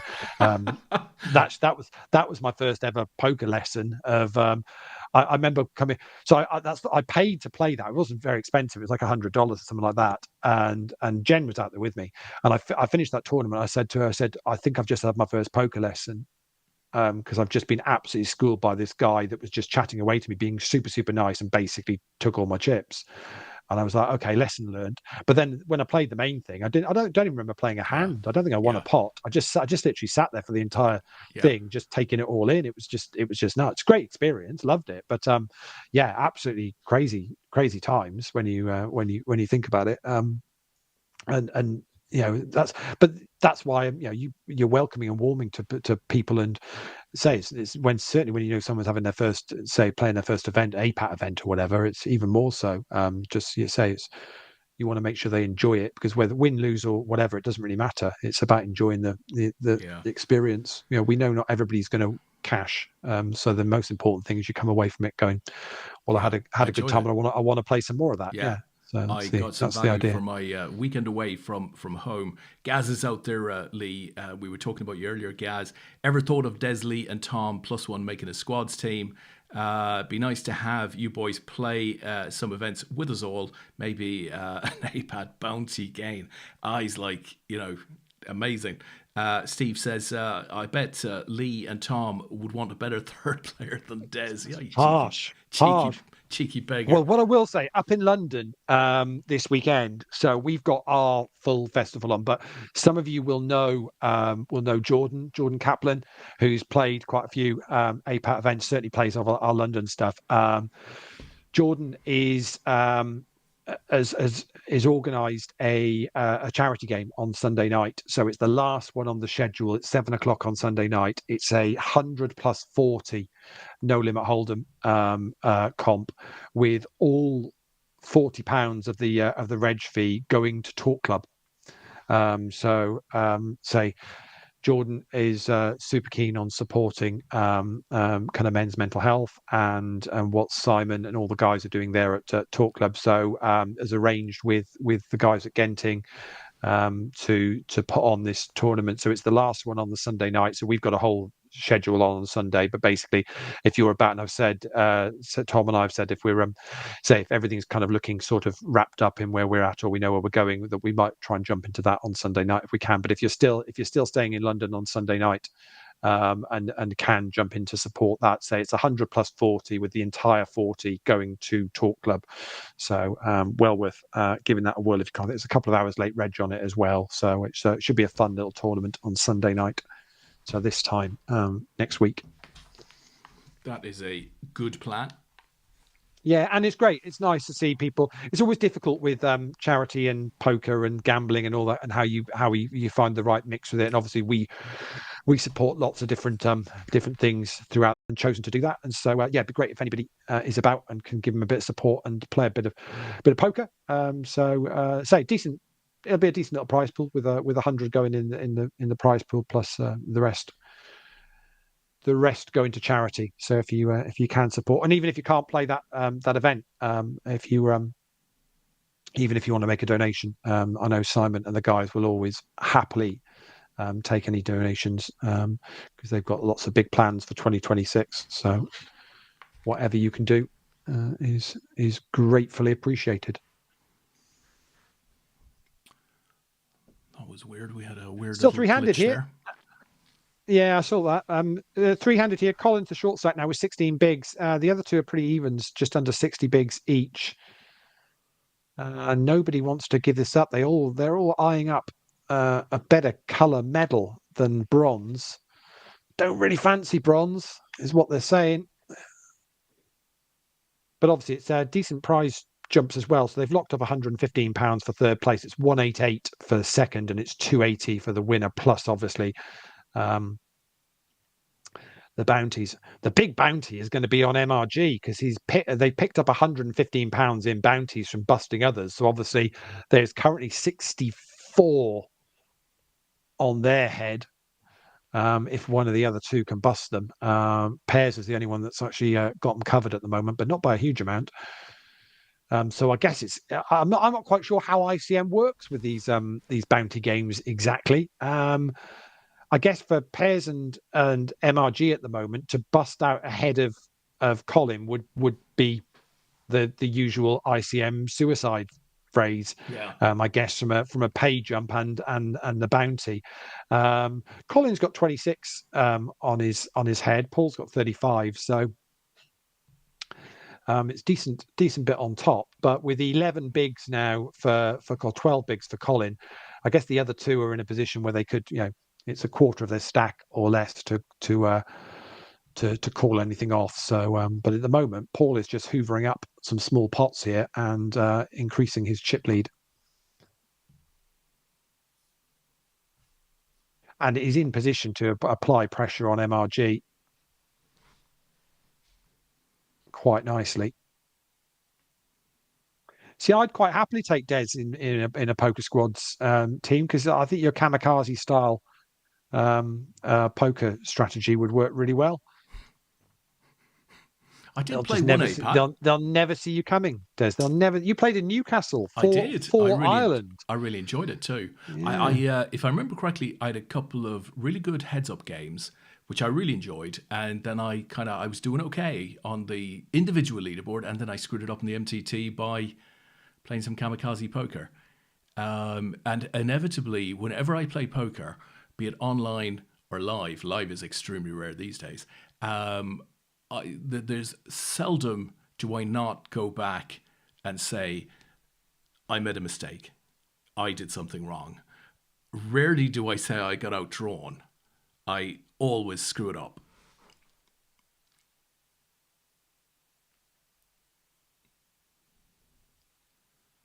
Well, Colin's all in.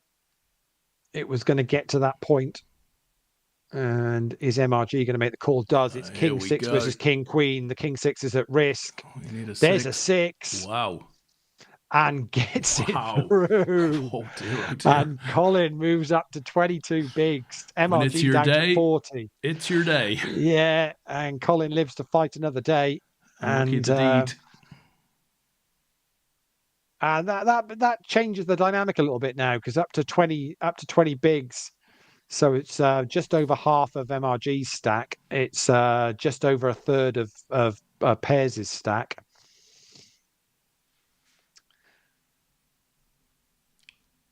So that's just funny. That's genuinely funny. Somebody mentioned Guy Taylor in the in the chat, right? I've just had an Yeah. invite on LinkedIn Connect. So unless Guy has somehow picked that up in on the Facebook algorithm, and suddenly I've got an invite, that is absolutely insane. I never know these days with stuff. It scares me sometimes. What comes What up and what audio what is listening to happens. you, and yeah, you're absolutely algorithmed together. There was something the other day. I was thinking about something food wise that I'd Yeah, not had for ages or whatever. So literally, I just was thinking about it, yeah. and I went back on Facebook for something, and there was an advert for it, What, you were just and thinking about it? We I didn't was say it just out loud. no, I didn't say it out Oh, loud. I literally was just thinking about it, and I'm like, oh, that's just too that's weird. next level. that's, That's next level. That is. that's just too weird. They've got you chipped, my friend. Yeah, that's proper. But you get that all the time, isn't it? Where you say something, you're talking about something, and then all of a sudden an Oh yeah, advert appears for it. I yeah. see that far too often for it to be just random. No, it's not random. That's for sure. That is for sure. But yeah, I did worry. You said the other day, I did worry when it was when I genuinely was just thinking about it, and then bang, it appeared.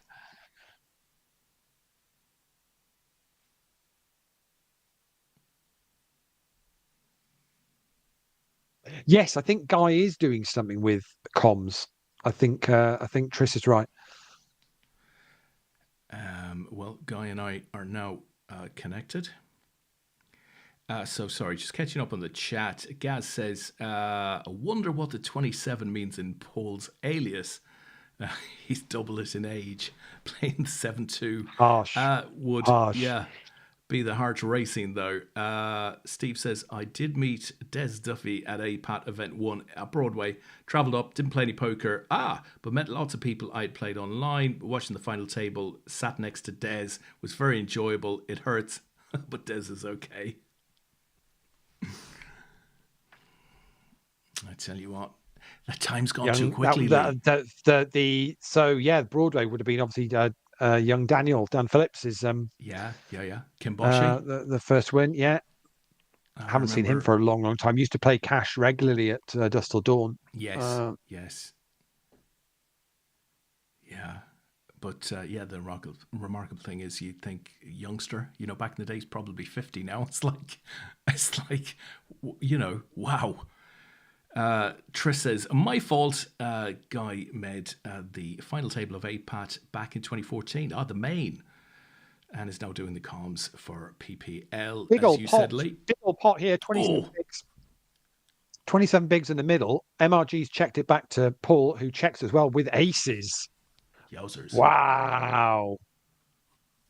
Well, that changes things again. Paul up to 75 bigs now. The other two down to 20 and 22. Paul Haycock has a huge chip lead here. His virtual rail will be going crazy with excitement. It's basically Gaz I'm talking about. That's pretty much it. Um,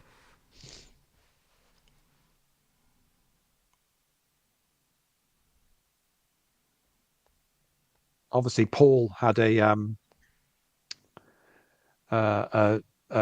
APAC Gold with a team. Yeah.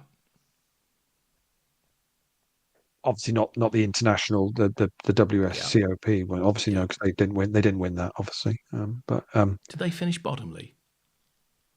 what the following year? Yeah. Detail. Yeah, that doesn't. That's right. They won it. They won it the year before, so that's all that matters. Steve, I've helpfully I know I adds. don't I've no now I don't know Paul's APAT online um history as to whether he's won a gold before online. Yeah, poor Paul's getting some stick in the chat box, as you'd expect. Yeah, but I don't think Paul's won an individual gold live. No, I don't. I don't think so. No. It's hard to do.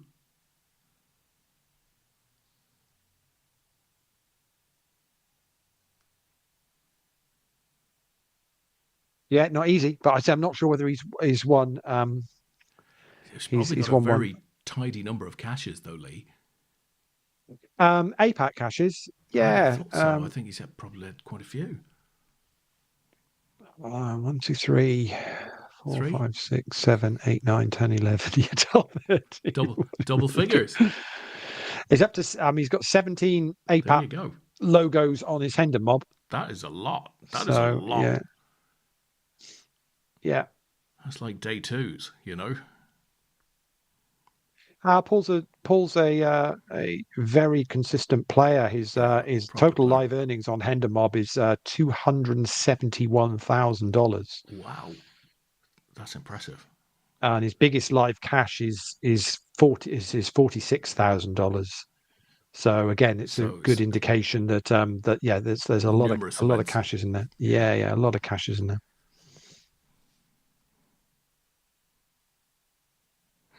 Tris says. Tris, in his best coaching language, says if he keeps flopping sets and getting dealt aces three-handed, he should do okay. He'll do okay, Lee. Yeah, he should be Kid's all got right. style. Steve says it's very, very easy to win an APAC Golden Medal. I got one. Lol. Steve was our Yeah, ex San Marino champion, I believe. it's been a good 2025 for Paul. Finished second in the pot limit Omaha Six Max over at the Irish Open at Easter for €13,000.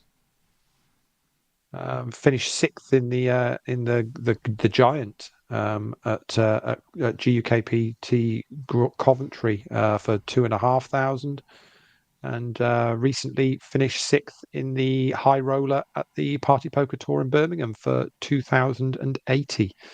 Very nice. That was an event that he never would have been in if it hadn't have been for me. Didn't even get a percentage. Never even gave me a Outrageous. percentage But you've had a bit from him whatsoever. in the past. He had a good result in Vegas once upon a time. That's his. I Did think he that's his. not? I think that's his Is that the biggest. 46? I think that's the 46. Is the Vegas one. You'll like this, Lee. Trish says the line is 7. The question is, how many times has Lee opened up the Hendon Mob database this evening? It's permanently open. You're okay. Yeah, no, Paul's biggest cash was $46,000 in 2015, where he won the deep stack at the Venetian. So finished first in that. I mean, technically he did. Yeah. Technically they flipped for the trophy. So I don't know whether you recall. Does that really count as a win? I'm not sure whether it does. Yeah, I think I'd take that. I'd Um, take anything like that. yeah, I'd does that? register a hand and call it a win. Yeah, I'm not sure whether that even counts. To be honest, he walked away. He didn't even see the hand play. I don't think for the trophy. Had to go and had to go and get him back. I think Linda had to go and get him back. Iwaniak, if I remember rightly, had to go and chase him down. He's the Sammy Farah of the group. He's that guy. Yeah, Yeah, he called me what? unreal. Elix Fox was it? You call me what, Jack? Hi. He just Yeah, goes yeah. wandering around the casino. Tris, I think, is paying you a little compliment here. I think, Lee. I think he's saying, yeah, but like we have no six-figure win between us. Do they, Lee? And then there's No, I don't think he. lots I of don't think he smileys. does. Paul's second biggest cash, I think, was the Sky Poker Six Max UKPC in 2014, where he finished sixth. That was on Sky Sports, but if you blink, you miss him on that final table. He wasn't there. He wasn't there for very long. But it wasn't only that; Um, it was his share of you who took down the big check, right? his Cumulatively, that was a hell of a To be score for him. fair, there was a period. That was Paul his will biggest Paul will openly laugh at this because between August 2014 and June 2015, Paul's second biggest cash was his 10% share in me, which he Oh, jokes about. So that was that. It that's funny. genuinely was, yeah, Gaz, it's good. But no, Gaz, to be fair, say if you actually, in all seriousness, you look at Paul's cash, he's then gone on and had, in 2019, he picked up 38,000 for finishing third at the Win Summer Classic, yeah, third in that. I mean, some unbelievable yeah, he's for got a huge what game. is, again, recreational poker player. Paul's got a full-time Yeah, job. He's got a family. yeah. He's got plenty going on. Well, Lee, And say if you look at the results, superb. Set of results, and plays quite a lot of cash as well. yeah. Him and Tom Bacon's another one that plays a lot of cash up around the Coventry area. So yeah. I can say on Paul, having just run through the results again, and it's easy to forget these things. I am suitably embarrassed for recommending him how to play Ace 3 earlier on in the evening. I shall keep my mouth stum in future. No, but to be fair, you hadn't taken the The bounty into bounty, account, had you? exactly. Yeah, you hadn't taken the bounty into account, so you can get on this. Yeah.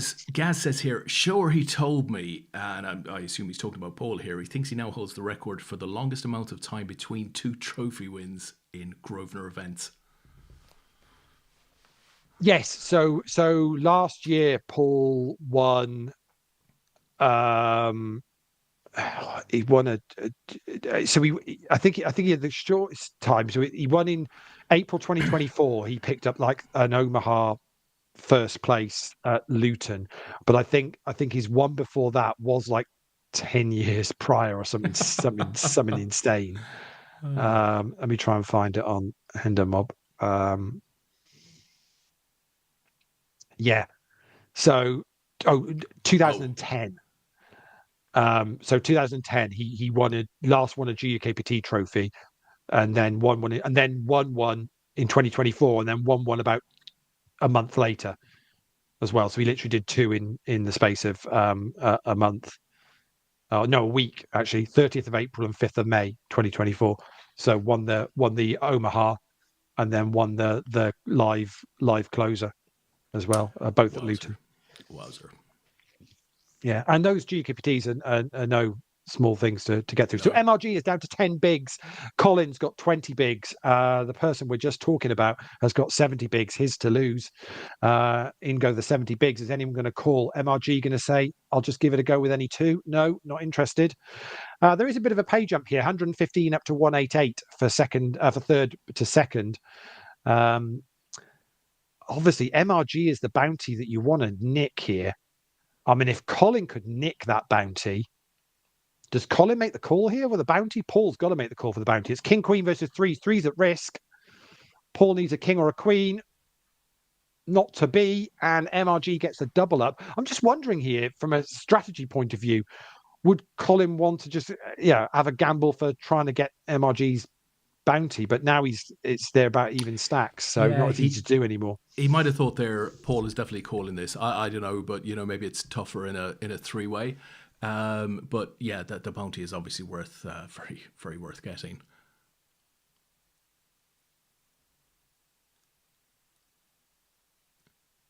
So MRG back up to 18, or got 18 bigs now. Colin's got about the same.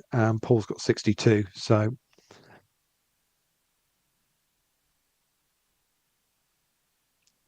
and so much for this will be over by about midnight suggestion. Yeah, I'm going to complain about you on Trustpilot. I would, just going to put be a honest. complaint in. Yeah, if you want to just pop an email to complaints@apat.com, somebody will ignore it. I'm afraid of what I might find in that inbox, Lee, if I looked. I don't think there's anything in there. We don't really get complaints. No. Well, back in the day, we had one or two, but we used to just shout back at people. And Yeah, they soon dried up.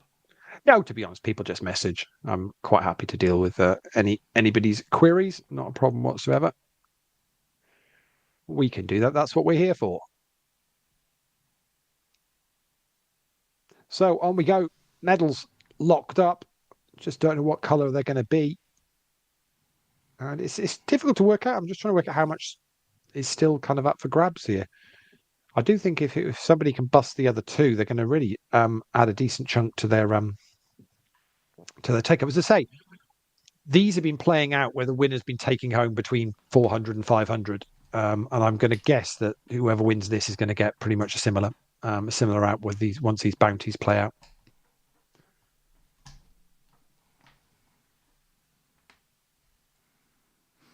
Steve says people like Paul Haycock and Gaz Howard make us all believe we can do well playing this game. Still believe. Good lad. Good lad. Quite right. All's all in. MRG folds down to 13 bigs now. But that's the whole point of it, isn't it? As a recreational poker player, you've just got to believe in the possibilities and the aspirational side of it that that you can have anyone can have their day. Yeah. A tournament can just go your way. It's not even a case of playing the best poker. If you can just not make mistakes and things go your way, you can win a poker tournament. It's different to most other competitions and sports and things. You're not going to rock up with a bag of golf clubs to the Open and just have your day and win it. You're not going to rock up to Wimbledon and just have your day and win it. Whereas there is more of a possibility with a poker tournament, and not even the biggest poker tournament in the world. It can just be something fairly standard. That you can have your day and put yourself in a nice tidy position. And if you're prepared to actually work at your game, remove those mistakes, as Paul puts Colin in a spot here. Colin's got 16 bigs behind and decides to let it go. If you can work on your game and try and reduce those leaks and those mistakes and try and improve how you make decisions and what you do, then you're only going to improve your chances of it being your day. And pick your tournaments. Don't go jumping in the Shark Tank. There's no point. It's a brutal way to go. Pick your tournaments to play and get comfortable. There's plenty of really good quality regular tournaments out there now where, that you can play, but aren't going to break the bank. So MRG and Colin going at it, but it's only 2 and a bit in the middle. So it doesn't look like they're going to necessarily commit anything here. And it's gone check. See, interesting whether Colin would want to just go for that. It's got MRG covered, but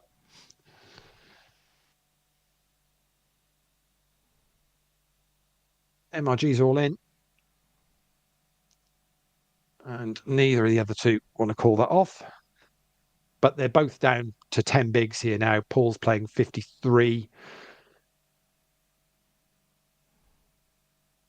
which kind of has the feeling here now if Paul's put chips in. I was about to say, I thought if Paul put chips in, he probably would be committed to want to call it off. But no, just min raising to try and keep just chipping away here. MRG is all in. Is Colin going to call it off this time? MRG's got Colin covered. No. So Colin down to 9 bigs now. MRG at 14.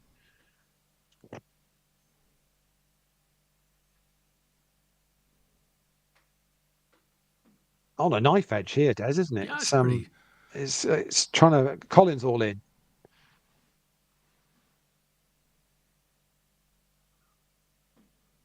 Paul folds. MRG. No.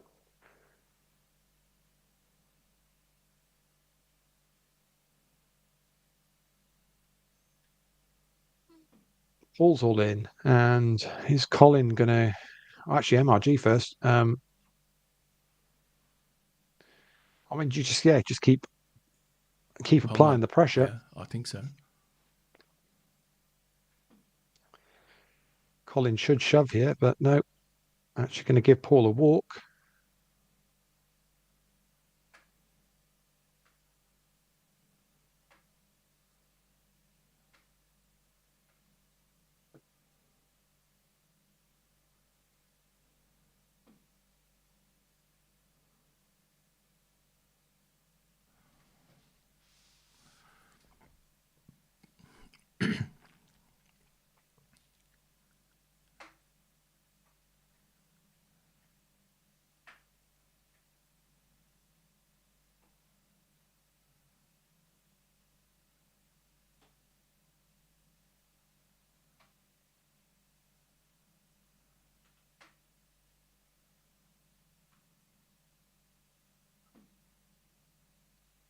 I mean, at one point, one of them's going to make a stand here, I'd imagine. Yeah, it's interesting that the kind of the whole bounties, topic seems to be on the sideline right now. Paul's all in again. There we go. Ace 5, ace deuce. And there's spades out there. And Paul hits a deuce as well. Oh, Colin, unlucky. Wow. I mean, ace deuce, ace 5. You're thinking you're going to be good game. You're going to be good there. Colin departs in third place. Paul adds about £30 to his bounty haul so far. So Colin picks up 115 plus 40 in bounty, so 155 for Colin. Very well done indeed. Nice. And we have got 2 left.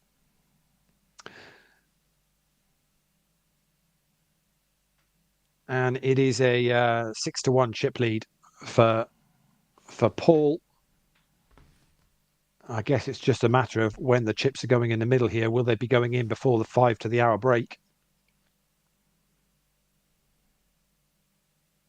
Paul just applying the pressure. At some point, MRG is going to make the call. Does with 10-6 against King 5. 10-6 at risk, but it hits. King or a 3. And not to be. And MRG gets a double up. That's 1. And nice to see Colin in the chat. Yeah, very well played, Colin. Good game. Nice little payday for you, plus a bronze medal. Very well done indeed. Plus an Irish win in Hungary. Yeah.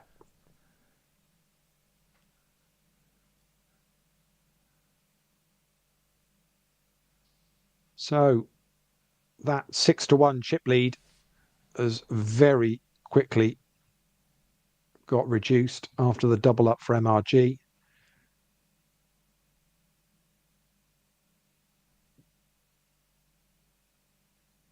But it's back to 3-1. And the pressure continuously being applied here. But we're going to get to 5 to the hour, so we're going to have to wait 5 minutes, folks. This is going to go on just past 1 a.m., which is great for those of us with meetings in the morning. When hilarious. Paul said he was going to time bank every hand, he wasn't kidding, was he, really? This could have been over hours ago, honestly. But I need a towel. Ball is wet. Oh, no harm done. Absolutely. I tell you what, Paul's busy moaning in the chat. Paul's busy moaning in my WhatsApp anyway, saying apparently we described him as doing the dirty when he was a slight favourite. He says he's feeling attacked. Does he actually think we sit there and actually look at that kind of stuff? No, tell him we're only doing this for the clickbait. Yeah, it's just gut feel of stuff, to be honest. I don't really pay much attention. So should say second place. So they've locked up 188 now, and the winner's going to pick up 280. So they're playing for about 92 between second and first, and plus obviously whoever wins this is going to pick up the other person's bounties plus their bounties. So I'm guessing it's the 2 figures on the screen. So they're playing for about 112 plus another 92. So there's about £200 up for grabs for this heads up. With 188 locked up plus the bounties they've already got. So so if MRG wins it, they're going to pick up about 500, and if Paul wins it, No, more than 500, 600 odd. Actually, be really nice payday actually if it's MRG Super, that wins it. super Yeah, payday. yeah. Leigh, we talked about the football earlier, but what we didn't discuss in the Irish piece was Troy Parrott. 5 goals That's in two nuts, isn't it? games. And have you seen these Where finishes? They're all where's he? exceptional. Where's he playing these He's days? playing in the Dutch league, Because and he's in ex Tottenham, isn't he? yeah, and in 12 or 13 games in the Dutch league, he's had 6 goals and 6 goal assists. He's on fire over there. And ultimately, if the Brighton lad is he still at Ferguson, Brighton? he's at If he Roma was now. fit, if he was fit, because he's injured, isn't he? Yeah, Yeah, yeah. he Parrott wouldn't be even in the team, would he? Well, he was the poor Ferguson. I think was fit for. Was he fit for the? No, maybe he wasn't. I mean, Parrott has played, obviously up front for Ireland. Ferguson would probably be the favourite, but look what he's done in 2 games, 5 goals. It's pretty phenomenal, isn't it? Yeah, yeah. It looks like he has finally started to show that promise this season that he did have at Spurs. He was very highly thought of. I see. I like the idea of Ireland playing in a World Cup in America because it brings back Oh, it memories. will be incredible in America. It brings back the memories of Jack Charlton and John '94 Aldridge and and yeah, the shouting at the referee and the lino and all that. Yeah, yeah, down in it's got Orlando. a yeah Yeah, it's got a nice feel about it, isn't it? Really. So of course we don't know whether games are going to be played next summer because Trump could move them anywhere between now yeah. and next summer. That's a possibility, isn't it? Yeah, He'll move them all to Greenland in a deal. wherever it's cooler. No, they are, but they are still talking about the timings of some of them, aren't they? That they are genuinely concerned about the Heat Yeah, having played the club championships there last yeah. summer, Well, been there and done it, and the Leigh. I issue of mean, it. Yeah, it yeah, was a disaster in '94 for anybody playing down south. yeah. It's not an enjoyable experience. So yeah, it'd be interesting to see what they do. Yeah, Not too late to kind of to move the schedule around a little bit. I wouldn't have thought. yeah, agree. There's no draw yet, so presumably there's a degree of flexibility, albeit I know Well, what are tickets they are. doing with the? Yeah, you say there's no draw, but when do they? Are they waiting till after those games in March? Then is that the? No, no, Is that? no. Generally, the draw generally happens in December, so I would expect that to be quite a big thing in Oh, December. but with an open ended, It'll be there's a winner load of of teams yet to qualify. yeah, it'll be winner of playoff zone A, winner of playoff zone B, that sort of thing. That's pretty crap, isn't it? Yeah, Really. but we see it at the last Euros though. No, Wasn't I it the don't think it last was as bad as Euros? that though. But there'll be loads, won't there? That still won't be. Yeah, yeah, Will but it, they won't kind of say who the country is. They'll just say this route. yeah, but does that not make a bit of a farce of how you rank, how you seed the teams? I don't think so. I would Doesn't it? imagine. I would imagine if you've come in via a play, Or is it assumed that if you've come in via a playoff, you'll be in a you're certain classed as bucket. I being guess. Yeah, yeah, okay, right. I'm sure at either the last World Cup or the last Euros we had this, and you're right. It was kind of a bit messy, but it wasn't as bad as I thought. I get frustrated because it's like the rugby World Cup. They do the seeding for that like Yeah. 2 years out or something, which is Oh, just it's nonsense. absolutely Nonsense. absolute nonsense. It's ridiculous. It doesn't make it a fair thing for where a team is because teams work on cycles, don't they? So a team Yeah. can be so different in 2 years time, building up to a major tournament. Um, but yeah, for the qualifying one, I mean, so it's like an Italy are going to have to get in through the playoffs, but we're saying that so you could end up having an Italy then in like a well, how do you have you can't put the European playoffs teams all in the same pot, or maybe you do.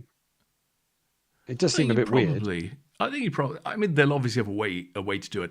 But for me, it's the romanticism of a World Cup is you get your big wall charts and stuff, and you know what every game is and stuff. But we won't know that till pretty much Looks like players are back from the break, but looks like MRG has not come back and is currently sitting out at the moment, which is a bit Yeah, Well, a bit unfair. it might be a loo Yeah. break at the last minute or grabbing a bit of Yeah. food. Looks like Paul is just using Time Bank to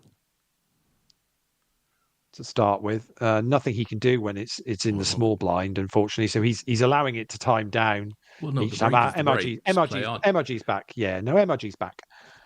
Is no longer sat out. So it was only one hand. As I say, I think Paul did. Well, it's to be honest, it's a nice touch from. We used to get that all the time back in the day with APAT Online. The amount of times I watched players sit there and would just time bank out because the other person hadn't come back or there was already disconnected or whatever. And it was always a nice thing about the APAC community that would just be considered the norm. And whenever anybody didn't do it, it used to all kick off in the forum. Do you remember? Yeah. Oh, so and so's not done that. It's like, it was just considered always the right thing to do if somebody's genuinely is sat out when you were heads up or anything like that. It was just assumed to be a normal thing that would happen, that people would do. Yeah, Gaz says, got to respect Paul for waiting, but wouldn't use time bank time. No, that's fair enough. I think you let your normal time drop down. No, it's not fair to use every time because you might actually genuinely need it for a decision somewhere down the line. So to then have it used up because you've done the right thing isn't. No, regular time is fine. I think that's considered reasonable. On we go then. So it's 17 bigs, place 56.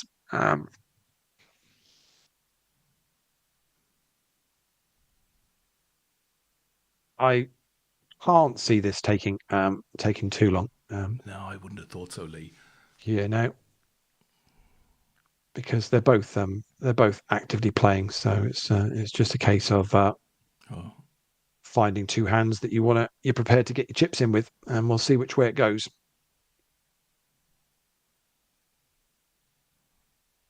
That's 2 all-ins in a row from MRG, and pairs not interested with either of those.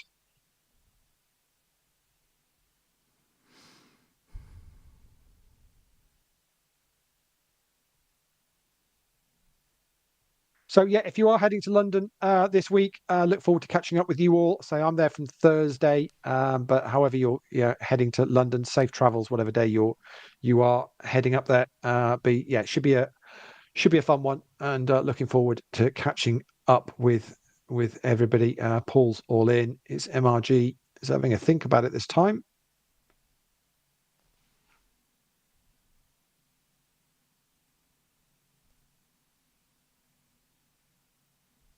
And Paul's with Queen 10. Queen 10 at risk. King 9 is ahead, still ahead. And it's done. And we have our winner for the night. We'll tot up the final count on the numbers, but MRG 27 is going to finish in second place, picking up £188 plus 115 in bounties.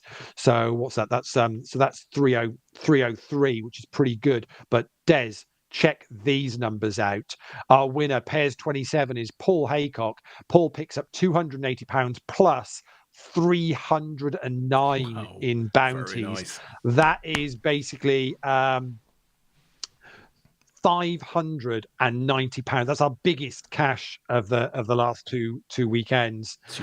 Paul saved it till the end, and Paul is our PKO bounty champion. Gold medal to him. Congratulations. Awesome. Well, thank you, Leigh. Thanks to everybody who played tonight. Congrats to Paul on the win. Magnificent, sir. I guess that's us. Hope to see you in London next week, folks. Outside of that, we'll see you as and when we next see you. I guess no APAT show next Sunday night, but we will see you somewhere down the track if we don't see you. Don't forget, tomorrow night, poker raffles draw. We've got an APAT draw. There was about 40 tickets left when I checked earlier on. There is also a party poker double draw with £500 main event seats. That is a prize flex draw. If you don't want to use the 500 for a party poker and you want to use it for APAT, you can do. So it's currently got about 700 odd tickets left for it. So well worth getting involved and buying some tickets for that for tomorrow night if you want. Paul, you can roughly afford about 590 tickets, but we won't ask you to pay for all of them. Yeah, but it'll be good. So good luck if you're playing that tomorrow. We'll see you guys tomorrow night. Otherwise, see you in London next week. Thanks everyone, and night.